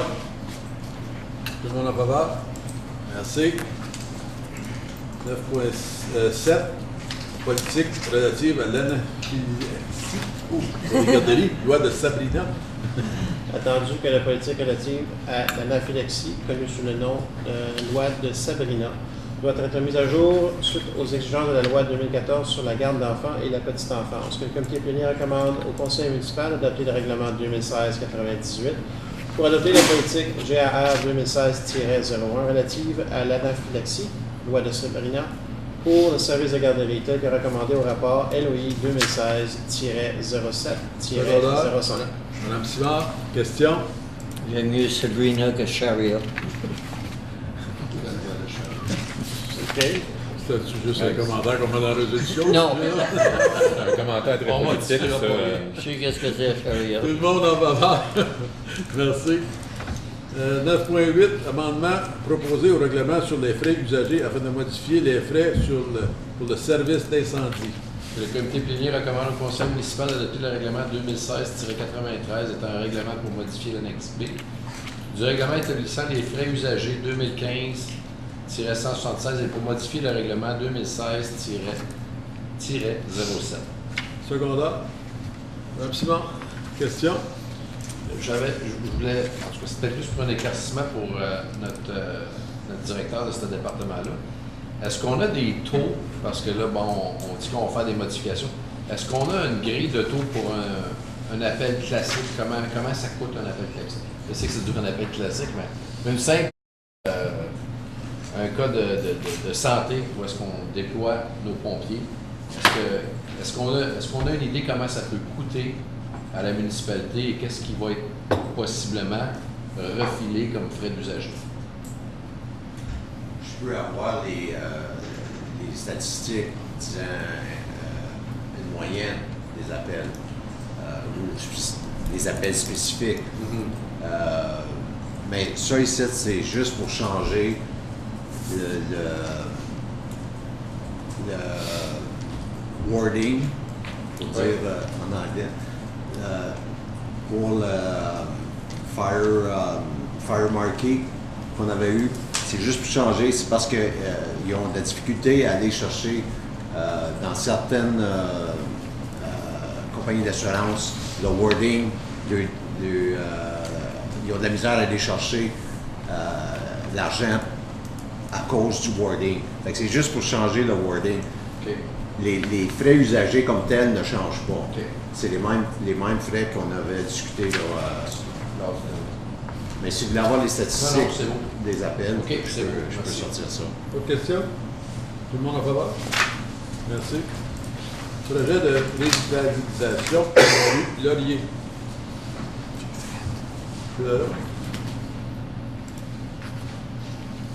Moi, je n'ai pas celle-là. Que le comité plénier. Oui, je l'ai. Que le comité plénier recommande au conseil municipal que le projet soit réalisé suivant les 3 étapes stipulées dans ce rapport, soit de compléter 1. Plan d'arpentage, 2. Plan conceptuel de dessin et 3. Construction. Que le comité plénier recommande au conseil municipal que le plan topographique d'arpentage, étape 1 de la rue Laurier du restaurant McDonald's jusqu'à l'entrée du parc Simon soit complété cette année. Secondaire. M. Levert, question? Une question, M. le maire. Je me demande pourquoi on dit McDonald's, pourquoi on ne dit pas plutôt à la rue Héritage? Je vais bien concerner sa vue, mais je suis certain que c'est quelque chose. McDonald's. Oui, Marie-Ève. Qu'est-ce qu'on a utilisé pour déterminer l'étendue du projet? C'est le partiel de la rebelle de Rockland, qui est l'aire, le Commercial Core Area, donc l'aire centre-ville. Puis le McDonald's est dans la désignation centre-ville, c'est pour ça qu'on a arrêté là. Donc toutes les propriétés qui font partie de la revitalisation ou la rue est dans le centre-ville. passé le McDonald's, ne sont pas dans le centre commercial. C'est considéré, c'est une autre désignation partielle quand c'est commerce de service ou c'est une autre désignation. Ça veut dire le beer store, home hardware, et puis indépendant, et puis le petit centre d'achat, une partie, ça fait partie de ce secteur-là. C'est ça, ils sont dans l'autre secteur. Oui, mais on parle du secteur commercial. Là. Mais c'est ça, c'est le manque côté. C'est le manque côté. Ben justement, Pierre a pensé, moi, qu'on se rende au moins jusqu'à Tim. Ben oui, mais on va d'après les plans. C'est pour ça qu'on a sorti ça. Si on veut continuer après, on n'a rien qu'à sortir le deuxième plan à côté. Et comme c'est là, ça va d'après le plan que le service d'urbanisme. C'est curieux qu'on arrête dans le milieu avant d'arriver à un bloc que vous avez vu. Oui, M. Dan. Moi, écoutez, on parle de revitalisation. On a des super beaux poteaux verts en métal. Écoutez, avant d'aller plus loin, j'ai déjà demandé si on pouvait les peinturer. On a été chercher un prix pour les peinturer. Non, je sais, j'entends. 4 000 par chose. Fait qu'on a demandé. C'est là que je dis. On a demandé d'aller chercher un prix, que ça coûterait neuf, et on va demander des estimés avant d'avoir plus d'informations. Parce que c'est quelque chose, il faut que ça soit sablé et repeinturé et cuit au four. On ne peut pas juste mettre une peinture par-dessus, parce que ça veut dire que si on met ça sur la peinture existante, ça ne collera pas. Fait que si vous avez le temps en fin de semaine, on peut tous se mettre ensemble, amener un galon de crème glacée. On va en peinturer chacun un, on verra que c'est que ça n'a aucun bon sens. Je comprends la situation, M. le maire, mais je ne sais pas qu'est-ce qu'on a pensé lorsqu'on a acheté, si on a regardé ça, mais ça fait. Oui, mais on a regardé combien d'années qu'ils sont là. Ça fait plusieurs années que c'est là. Ça fait au moins 4-5 ans qu'ils sont délabrés. On est d'accord là-dessus. C'est à nous d'aller de l'avant, puis c'est pour ça que j'ai demandé un prix, puis qu'on travaille là-dessus pour avoir un estimé, puis embellir notre rue. Oui, M. Dan? I know it'll sound petty and I know everybody wants to go home, mais je comprends ce que M. Lalonde veut dire, de dire on arrête au McDonald's, puis après ça, le reste. Parce que le restant de ces commerces-là, eux autres, ça pense dans le centre-ville. Eux autres, ça pense vraiment dans le centre commercial.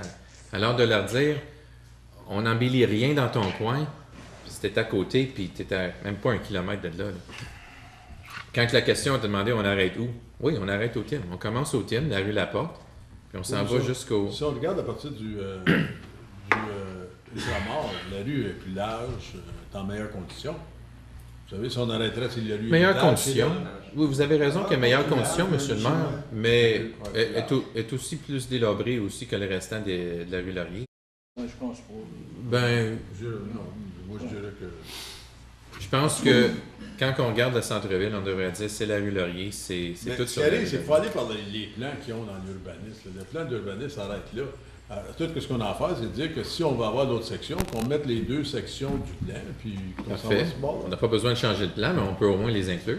J'ai pas de problème à extensionner le projet. Ça va ajouter des coûts. Oui. Puis ça va ajouter peut-être 2, parce que moi je l'avais divisé en 3 sections, donc on va peut-être être rendu à peut-être 5. Je préfère ça parce que là, si on arrive aux gens et on dit ben t'es pas dans le plan là, mais là, si tu arrives, tu l'inclus jusqu'à Tim Hortons, ben ça va à la 4e étape qu'on va chez vous. Tu fais partie du plan d'ensemble. Rockland Sport, qui est juste au bord. Juste pour. Non, mais ça arrête tout. Non, mais. Puis, juste, M. le maire, si je pourrais juste finir, est-ce qu'il y a d'autres choses qui se fait pour les autres villages aussi pour l'embellissement ou c'est juste Rockland? Pas dans le budget de 2016, non. Est-ce qu'on pourrait mettre quelque chose dans le budget de 2017 parce que les autres villages ont besoin aussi d'un peu plus Vous allez prendre d'embellissement? l'argent, mais on peut l'amener au budget. Ça a l'air qu'on trouve de l'argent. Mais il faut commencer à quelque part. Vous avez raison. Parce que pour vous dire la franche vérité, c'est notre ville principale. Puis vraiment, la rue Laurier, ça a l'air du diable. Absolument d'accord, mais on comprend qu'il y a d'autres villages qui sont. On essaie juste de commencer en quelque part. Parfait. Mais Je si demandais vous autres, juste. les conseillers de Rockland, vous vous êtes pas? Non, M. le maire, pas du tout. Moi, ça me fait rien. Je demande juste s'il y a un plan dans le futur pour embellir d'autres villages. C'est la seule affaire que je voulais savoir. Je suis très heureux que mon quartier, ou même la moitié de mon quartier, se fait faire. Bravo, merci beaucoup. Juste pour savoir dans le plan. Monsieur Levert. Monsieur le maire, on parle toujours de respecter nos budgets. Je pense qu'on avait prévu 50 000 au budget pour ce projet-là. Je pense que si on déroge je pense que le plan était bien. C'était un bon commencement. Je pense que la revitalisation de ce parti-là de la ville de Rockland était vraiment due. Je pense que la partie plus à l'ouest est une partie plus neuve. Fait que moi, je pense qu'on devrait respecter nos budgets. Pourquoi doubler notre budget à cet effet? Là? Je pense qu'on peut attendre en 2017. On peut loin de 50. Est-ce que c'est le même taux de taxe commerciale passé le McDonald's? Oui. Non, c'est une question pure et simple. OK. J'imagine que. J'assume que oui. L'affaire, c'est qu'on commence à quelque part. Donc, je vais juste me mettre à la place du commerçant qui paye le même taux de taxe qui est sur la rue Laurier qui dit pourquoi on arrête au McDo.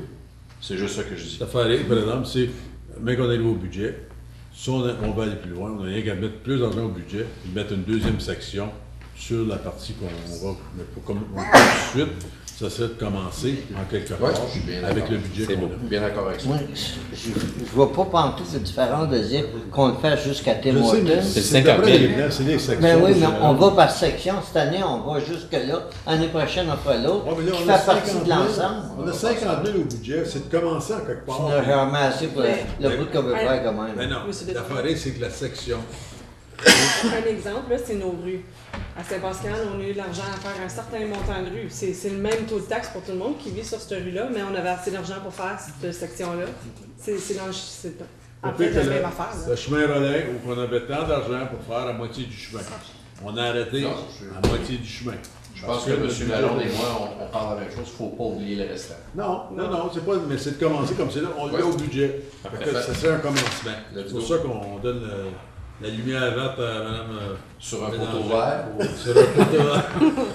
Ben, moitié vert, moitié vert. Deux tons. Tout le monde en faveur? Merci.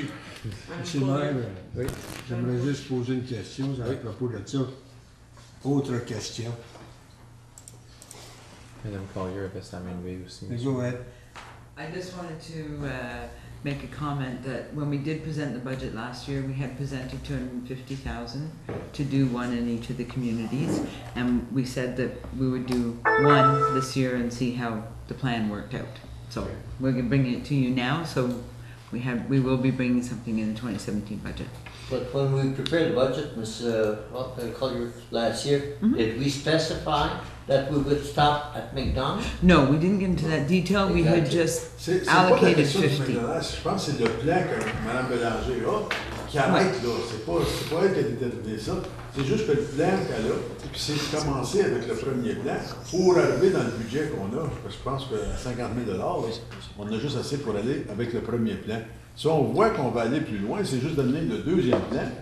Puis au budget, c'est de se servir de l'argent qu'on a de budgéter comme c'est là. Le 50 000 c'est quoi pour embellir? C'est juste repeinturer des maisons. C'est juste un plan. Il est préparé, il y a plein d'apprenteurs qui préparer le plan. Laissez Mme Bélanger parler, s'il vous plaît. Donc, le 50 000 ça va juste être pour faire un plan d'appontage, pour déterminer sont où les services souterrains, où sont nos lignes de propriété de rue, où sont la localisation des trottoirs et des services. Donc, le plan, le 50 000 va seulement servir de ça. Que les gens, les entrepreneurs ont besoin pour dessiner un plan. C'est plat. J'ai marché ces trottoirs, je peux vous dire où sont où. Ils sont droits là. C'est juste. Ouais, mais ça, c'est à 3 c'est 50 000 puis il y a zéro fait pour embellir quelque chose, c'est tout. Monsieur Jean. Oui, monsieur l'ingénieur. Je veux vous ramener à un item préalable qu'on a discuté, vous et moi, on a été visiter chez M. Shawarma. C'était bien important de savoir exactement où était le trottoir, et exactement où était la bordure et lampadaire. Alors, c'est pour ça qu'on fait de la Merci pour la clarification. Bon, 9.10, on peut Monsieur le maire. Bon, c'est vrai, vous n'avez pas posé votre question. Lorsque j'étais à l'université, j'ai pris un cours de communication. Puis, communication 101, ça disait que la communication ne fonctionnait pas si on n'avait pas du feedback. Assis à cette table, j'ai dit une journée, parce qu'il y avait eu des réunions qui avaient été cédulées avec les citoyens, j'avais demandé pourquoi est-ce que les conseillers n'avaient pas été informés ou dit Est-ce que vous êtes disponible ce soir? Est-ce que ça serait possible?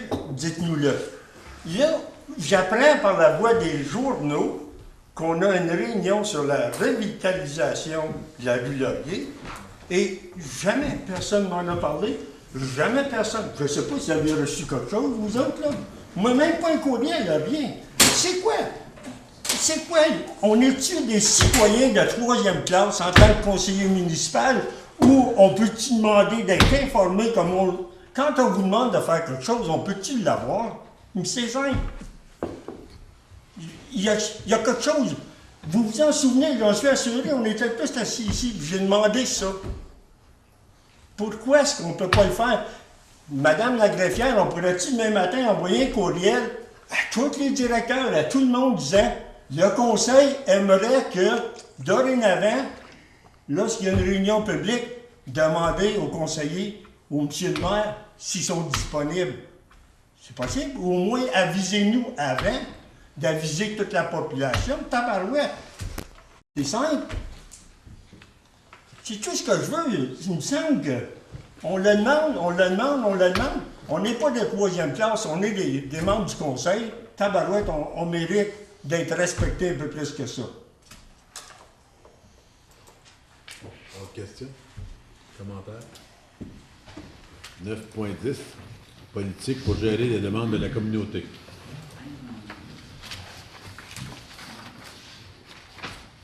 Le comité plénier recommande au conseil municipal d'adopter la procédure CW-2016-001, décrite à l'annexe A du rapport INF 2016-13 comme pratique courante pour traiter les requêtes de groupes communautaires ou résidents. Secondaire. Monsieur Zab. Question. Madame Simard. Well, I think certain circumstances, the residents close to where the change is being made should be made aware. I think we're creating more red tape. I have a constituent who lives on a road, there's like 3 or 4 houses. She wants to reduce the speed limit, so now she'd have to go and get a petition done to even have this considered before she can bring it. I think we're just creating more red tape, in my opinion. Mais réduire la vitesse, on est déjà 50 partout. C'est un exemple. Ouais. Mais il y a eu des demandes pour des, des demandes pour des arrêts, puis les gens alentours n'ont pas été. Exactement. C'est juste informer la population.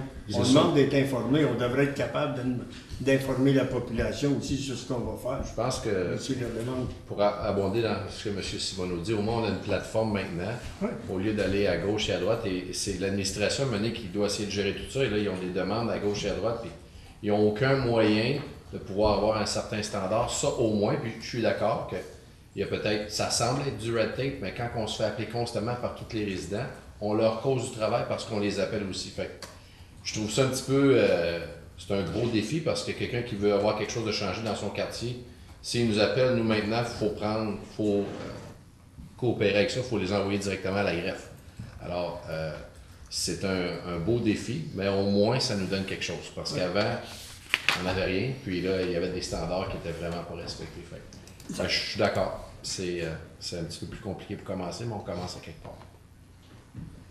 Tout le monde en faveur? Merci.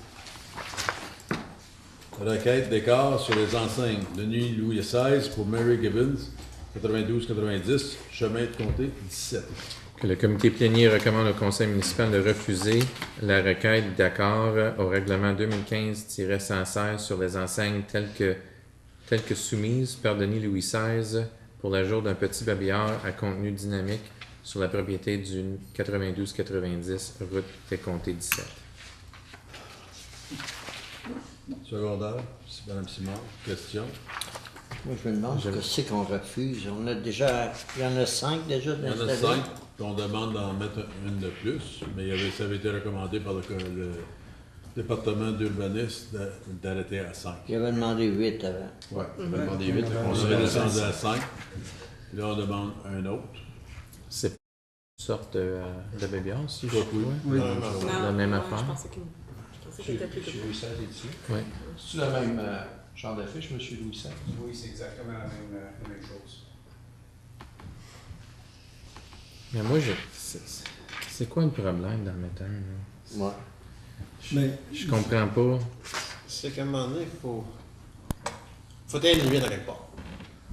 Ouais, mais c'est comme n'importe quoi. Je pense que c'est pas si longtemps que ça qu'on a demandé de réduire ça à 5. La première demande. Ouais, mais même là, je pense que je demandais pourquoi 5. N'importe qui, à n'importe quand, pourrait faire une demande d'une affiche temporaire. Pourrait en avoir 90 dans la ville qui monteraient la même fin de semaine, puis on n'aurait pas un mot à dire. Fait que c'est quoi la différence? Hier, je passais à Hawkesbury, là, et puis il y en a des annonces sur le bord de la route en s'en venant de Montréal. Oui. Et puis c'est pas des petites annonces comme ça, là. Ça fait penser à South of the Border. C'est pas laid quand c'est bien fait, là. C'est pas laid, là. Ben, c'est ici pour décider, Yeah. M. Leval. Y a-t-il quelqu'un ici au conseil qui trouve que c'est laid? On s'en vient. Moi, je trouve que ça annonce très bien les commerces qu'on a. C'est uniforme, c'est très bien fait. C'est parfait. Oui. Je sais pas, je vois pas le problème à rajouter des enseignes. Moi non plus. Voilà, je vois juste. Si j'avais une recommandation à faire, on va aller à 6, mais revenez plus. Ne revenez plus. C'est fini, là. C'est fini. J'avais mentionné, c'était la dernière. Parce que moi, là, ça fait deuxième fois que ça revient, là. Oui. On est originalement, puis c'est une autre fois. Je veux pas que ça revienne une troisième fois, qu'on va en donner 7, après ça, on va en donner une 8e. Fini. Moi, c'est... Alors, voulez-vous qu'on note que la résolution étant qu'on est d'accord Qu'on est d'ajouter d'accord. une enseigne seulement? Et aucune Pour un total de considération Finale. future pour d'autres. Pour un total de Pour 6. un total Pour de un total de 6. Est-ce que tout le monde est d'accord là-dessus? D'accord. Oui. C'est bien. Et voilà, vous avez la 6e. Vous êtes rendu à la demi-douzaine, puis ça que vous payez pas de taxes, pareil comme des beignes. Mais on a sa plénière, ça s'en vient. Faut que ça passe. Oui. Ça vient à l'autre. Dans la recommandation, c'était marqué de rejeter, donc vous voulez mettre accepter. Accepter. Une de plus et Pour c'est un final. total de 6. Aucune demande sera reconsidérée pour un autre. Amendement proposé au règlement sur les enseignes. Je peux le lire, M. le maire. Que le comité plénier recommande au conseil municipal d'adopter le règlement 2016-100, étant un règlement pour modifier le règlement 2015-160 sur les enseignes. Secondaire? Un petit mot? J'ai Oui. quelque chose à ajouter, je crois, Mme Bélanger. Est-ce que vous avez la chose finale que je pourrais lire parce que j'ai rien eu encore? Sinon, je peux comme en parler puis on peut adopter quelque chose. Ça, C'est volumineux en vue. Mais vraiment, ça c'est pour accepter les affiches sur les limites de la ville pour. Les enseignes de... Ouais, c'est ça. J'aimerais faire un amendement là-dessus, M. le maire, que puis on avait discuté avec M. Carrier et Mme Bélanger. Ça, c'était pour le condominium, là. Oui, de permettre qu'on allait permettre les affiches sur la propriété de la ville, mais de permettre aux condos d'avoir la chance de dire combien loin qu'ils voudraient de leur affiche de condo. Parce que souvent, c'est planté en avant. Je pensais qu'il y avait déjà un terrain d'alloué pour mettre les enseignes. Non. C'est ça qu'ils nous ont dit. C'est pas tous. Puis on avait discuté une certaine montant de pied, mais on peut de distance, mais on n'était pas capable parce qu'il y a plusieurs condos comme sur la rue Albert que ça les mettrait les affiches sur le terrain des voisins. Alors, je sais pas si vous voulez, monsieur. Oui, Carrier. bon. On a eu une discussion, M. le maire, entre moi et Marie-Ève. Je l'ai ici dans un courriel. Je peux vous la lire si vous voulez, M. Oui. Oui, bon. Oui. Donc, je l'ai ici en anglais. Là. In addition to section 11.6, the location of the real estate sign on city property for the sale of condominium unit is also subject to any condominium corporation bylaws or regulation. And I think that's actually a good win-win for everybody. They get to put them on there, but the condos also have a right to say, I don't want them in front of my sign. So, j'aimerais juste rajouter ça pour que ça soit considéré. Vous avez avec ça, madame? Oui, je veux juste avoir besoin de la correction de question. Carrier va voir ça. Tout le monde en faveur? Oui. Merci. Projet de remplacement de l'égout sanitaire sur la rue Laurier, phase 2. que le comité plénier recommande au conseil municipal d'adopter le règlement 2016-103, étant un règlement pour autoriser le maire et la greffière à octroyer un contrat à Ottawa Greenbelt Construction Company Ltd. Pour effectuer la construction de la phase 2 du projet de remplacement des égouts sanitaires de la rue Laurier pour une somme de 749 700, excluant la TVH. Secondaire. Monsieur Grimard. Question. Monsieur Lalonde. C'est-tu strictement Laurier ou ça l'inclut la rue Alma et la rue Simoneau? Ça inclut les trois. C'est ça, oui, monsieur le maire, ça inclut Alma et Laurier.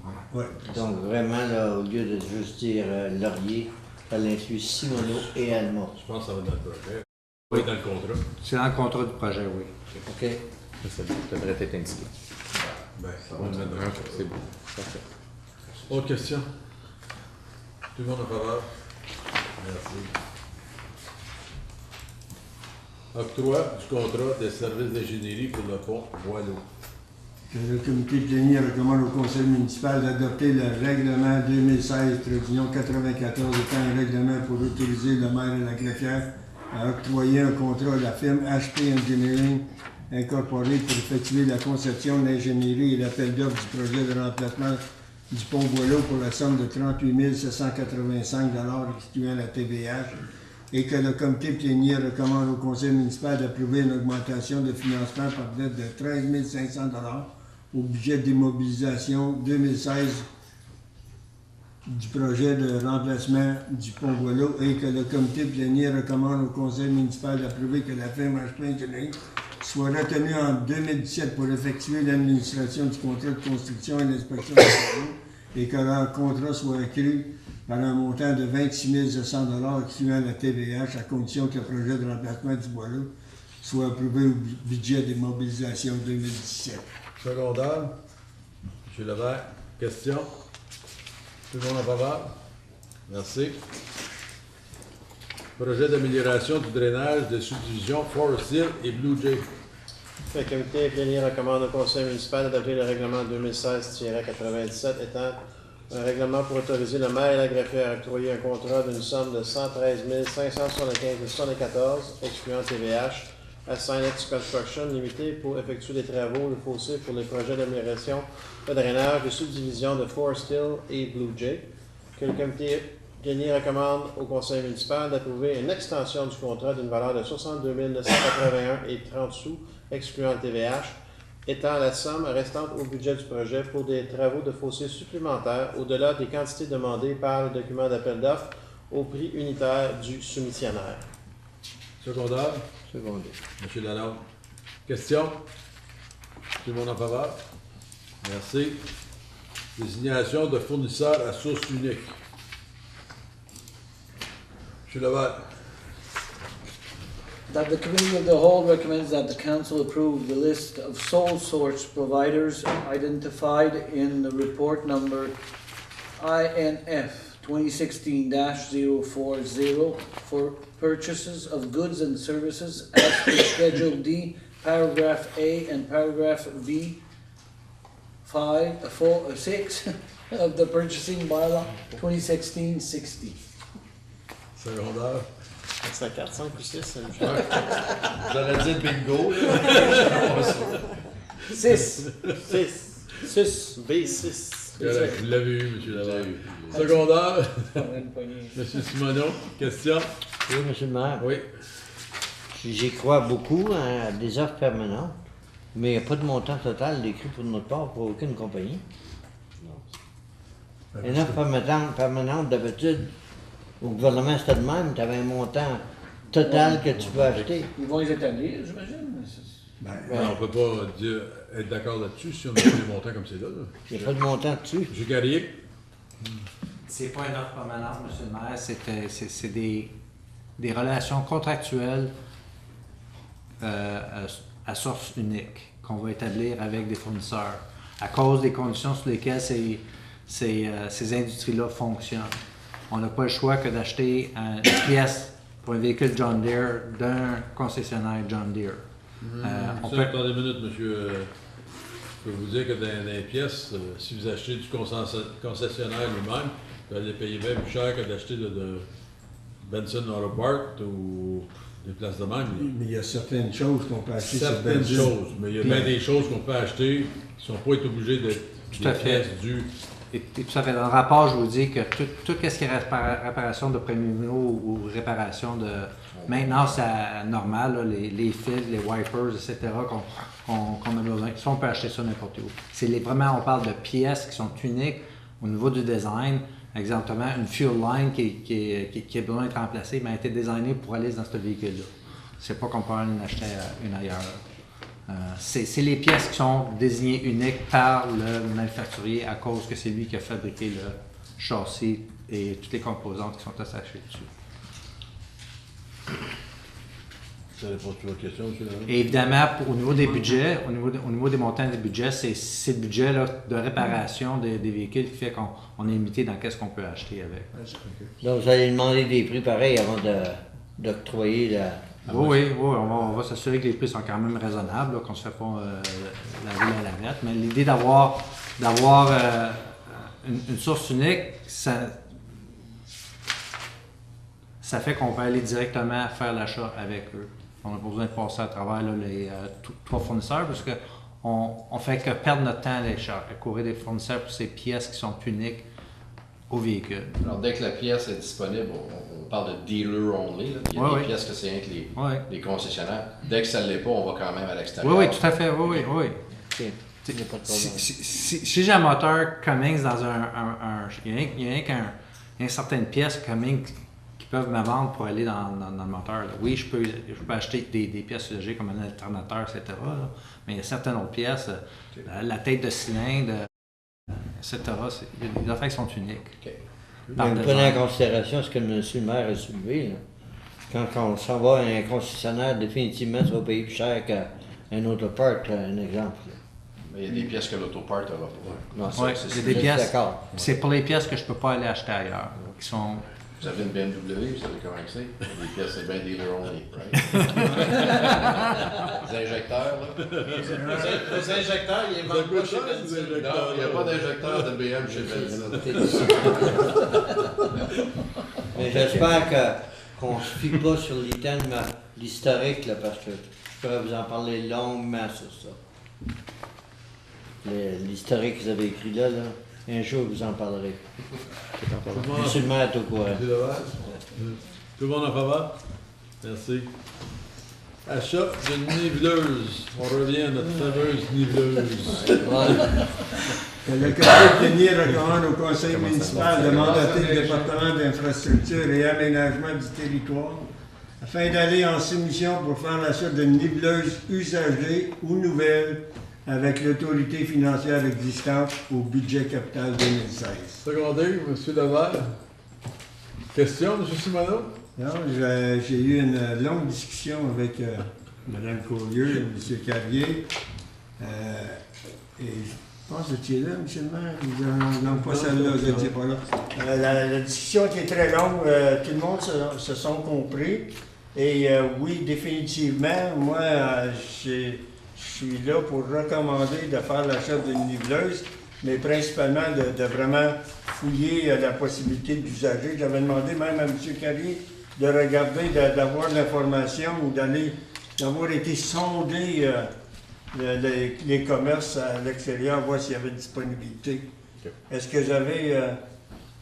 il y a des disponibilités de niveleuses à travers le pays à aller acheter. C'est pas ça qui manque, M. le maire. On parle d'une niveleuse de 4 ans entre pas loin de 200 000, ça peut aller jusqu'à 300 000, dépendant du millage, etc. Okay.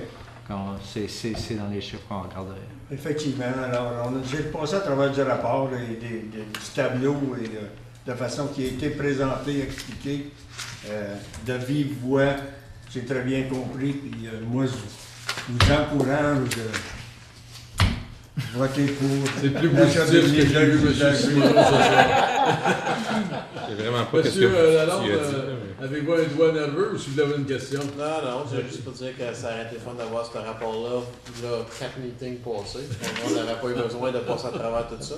Il y avait justement, concernant les machines usagées, étant donné la situation économique de l'Alberta présentement, il y avait une émission l'autre jour justement à CTV qui disait qu'il y avait des suppliers justement de niveleuses, puis de camions, puis tout ça. Là, il y a des cours pleines de camions et de machinerie lourde usagées ou presque neuves. Fait que, si on est capable de sauver un peu les économies là. Certain que l'administration va y voir.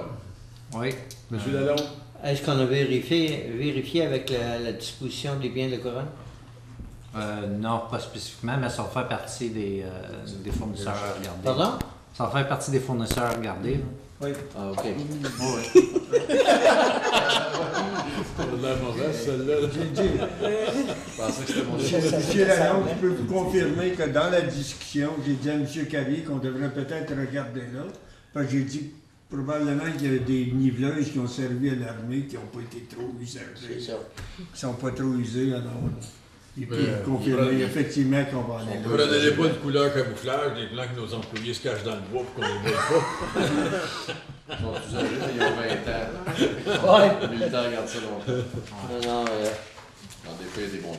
Bon, on peut voter Il y en avait là-dessus. déjà acheté une à 8 000 $. Tout le monde en faveur? Oui. Merci. Est-ce qu'il y a d'autres questions, des questions au directeur? Moi, j'ai une question de M. Carrier. Ça a l'air que bien la peinture jaune-orange, ça a lu Laurier. Oh my God. Et puis, j'entends parler de tous les côtés. Là. On a-tu eu une aubaine, une espèce sur les peintures oranges? Je pensais qu'elle était blanche, moi. Blanche, d'abord. On a-tu un spécial sur la peinture blanche? Non, c'est, monsieur le maire, simplement, on a essayé de. On voulait faire quelque chose de différent cette année au niveau. Ah, de... c'est différent, ça, pour oui, être ça.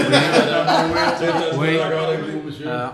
Une des choses qu'on voulait faire, c'est déligner, puis on n'a pas fini. Mon Dieu, j'ai de misère à dire ça. Le manquait de peinture.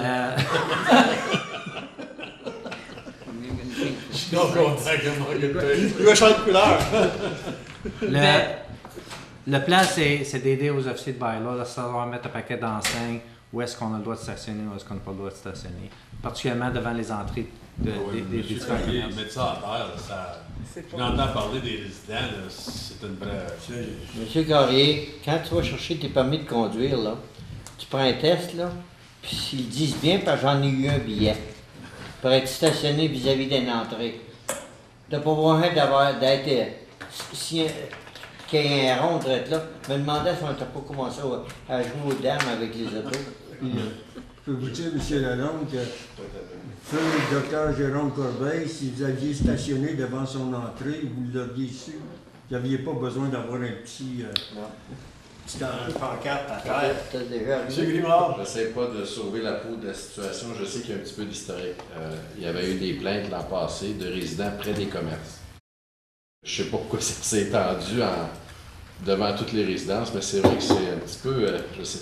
En avant des commerces, exemple, en avant du cimetière, il y a une entreprise de restauration de pizza et les résidents m'avaient appelé disant les livreurs ou les gens qui viennent chercher leur repas, ben, se stationnent en avant de mon stationnement. Alors on en avait mis 2, ça avait super bien fonctionné.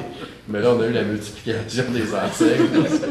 Je ne crois pas que c'était nécessaire vraiment de les mettre en avant. Moi aussi, j'ai eu des commentaires. En avant de chaque résidence quand il n'y a pas de commercial.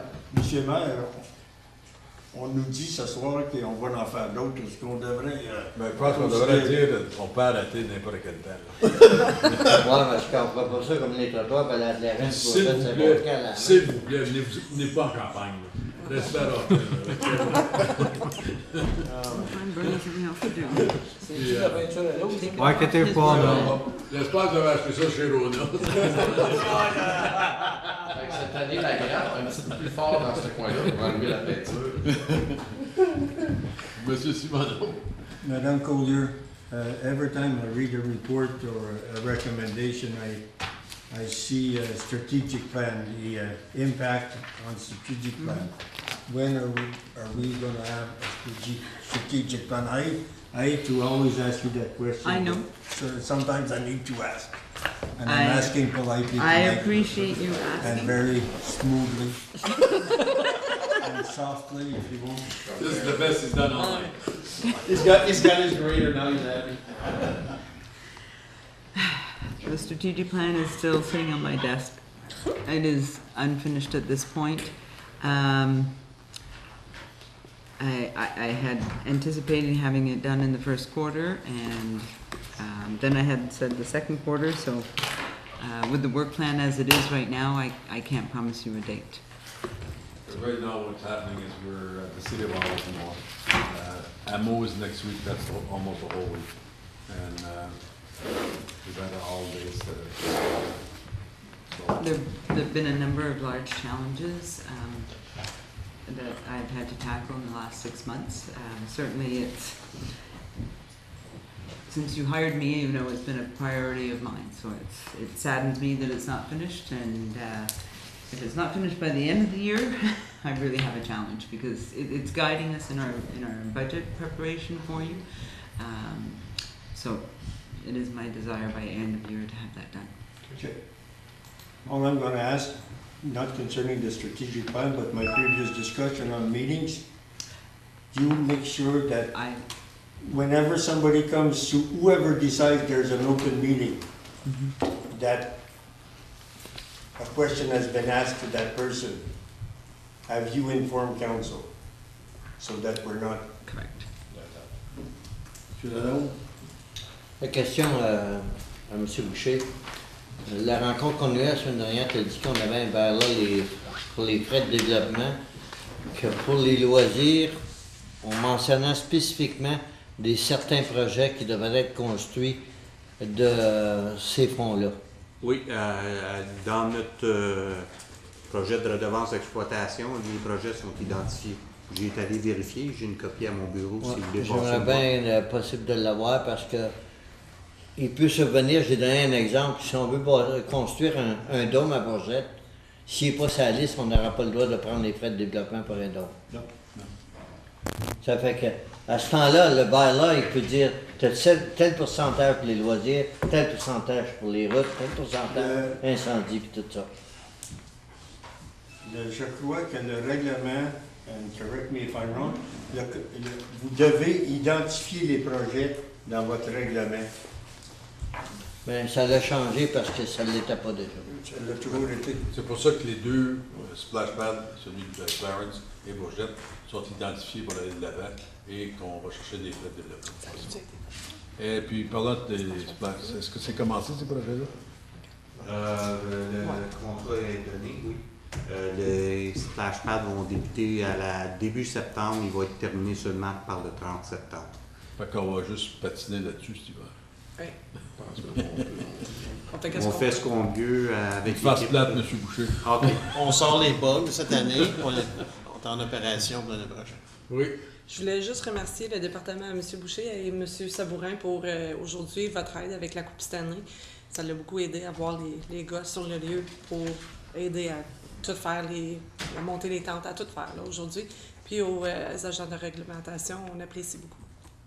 Oui, vous avez fait de la bonne ouvrage, ça valait la peine, parce que les agents m'ont dit ce soir qu'il y avait eu 1500 à 2000 personnes qui ont été. Je vais dire ça, oui.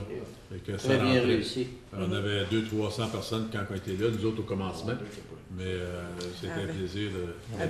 Avec 3 semaines d'avis, puis à organiser, ils ont fait une bonne job, puis c'est grâce à votre aide aussi. Hier soir à 11h30, j'ai eu un appel de Rivière-du-Loup. Je partais de là pour venir les voir, de Rivière-du-Loup. Ça s'est protégé vite avec Facebook, là.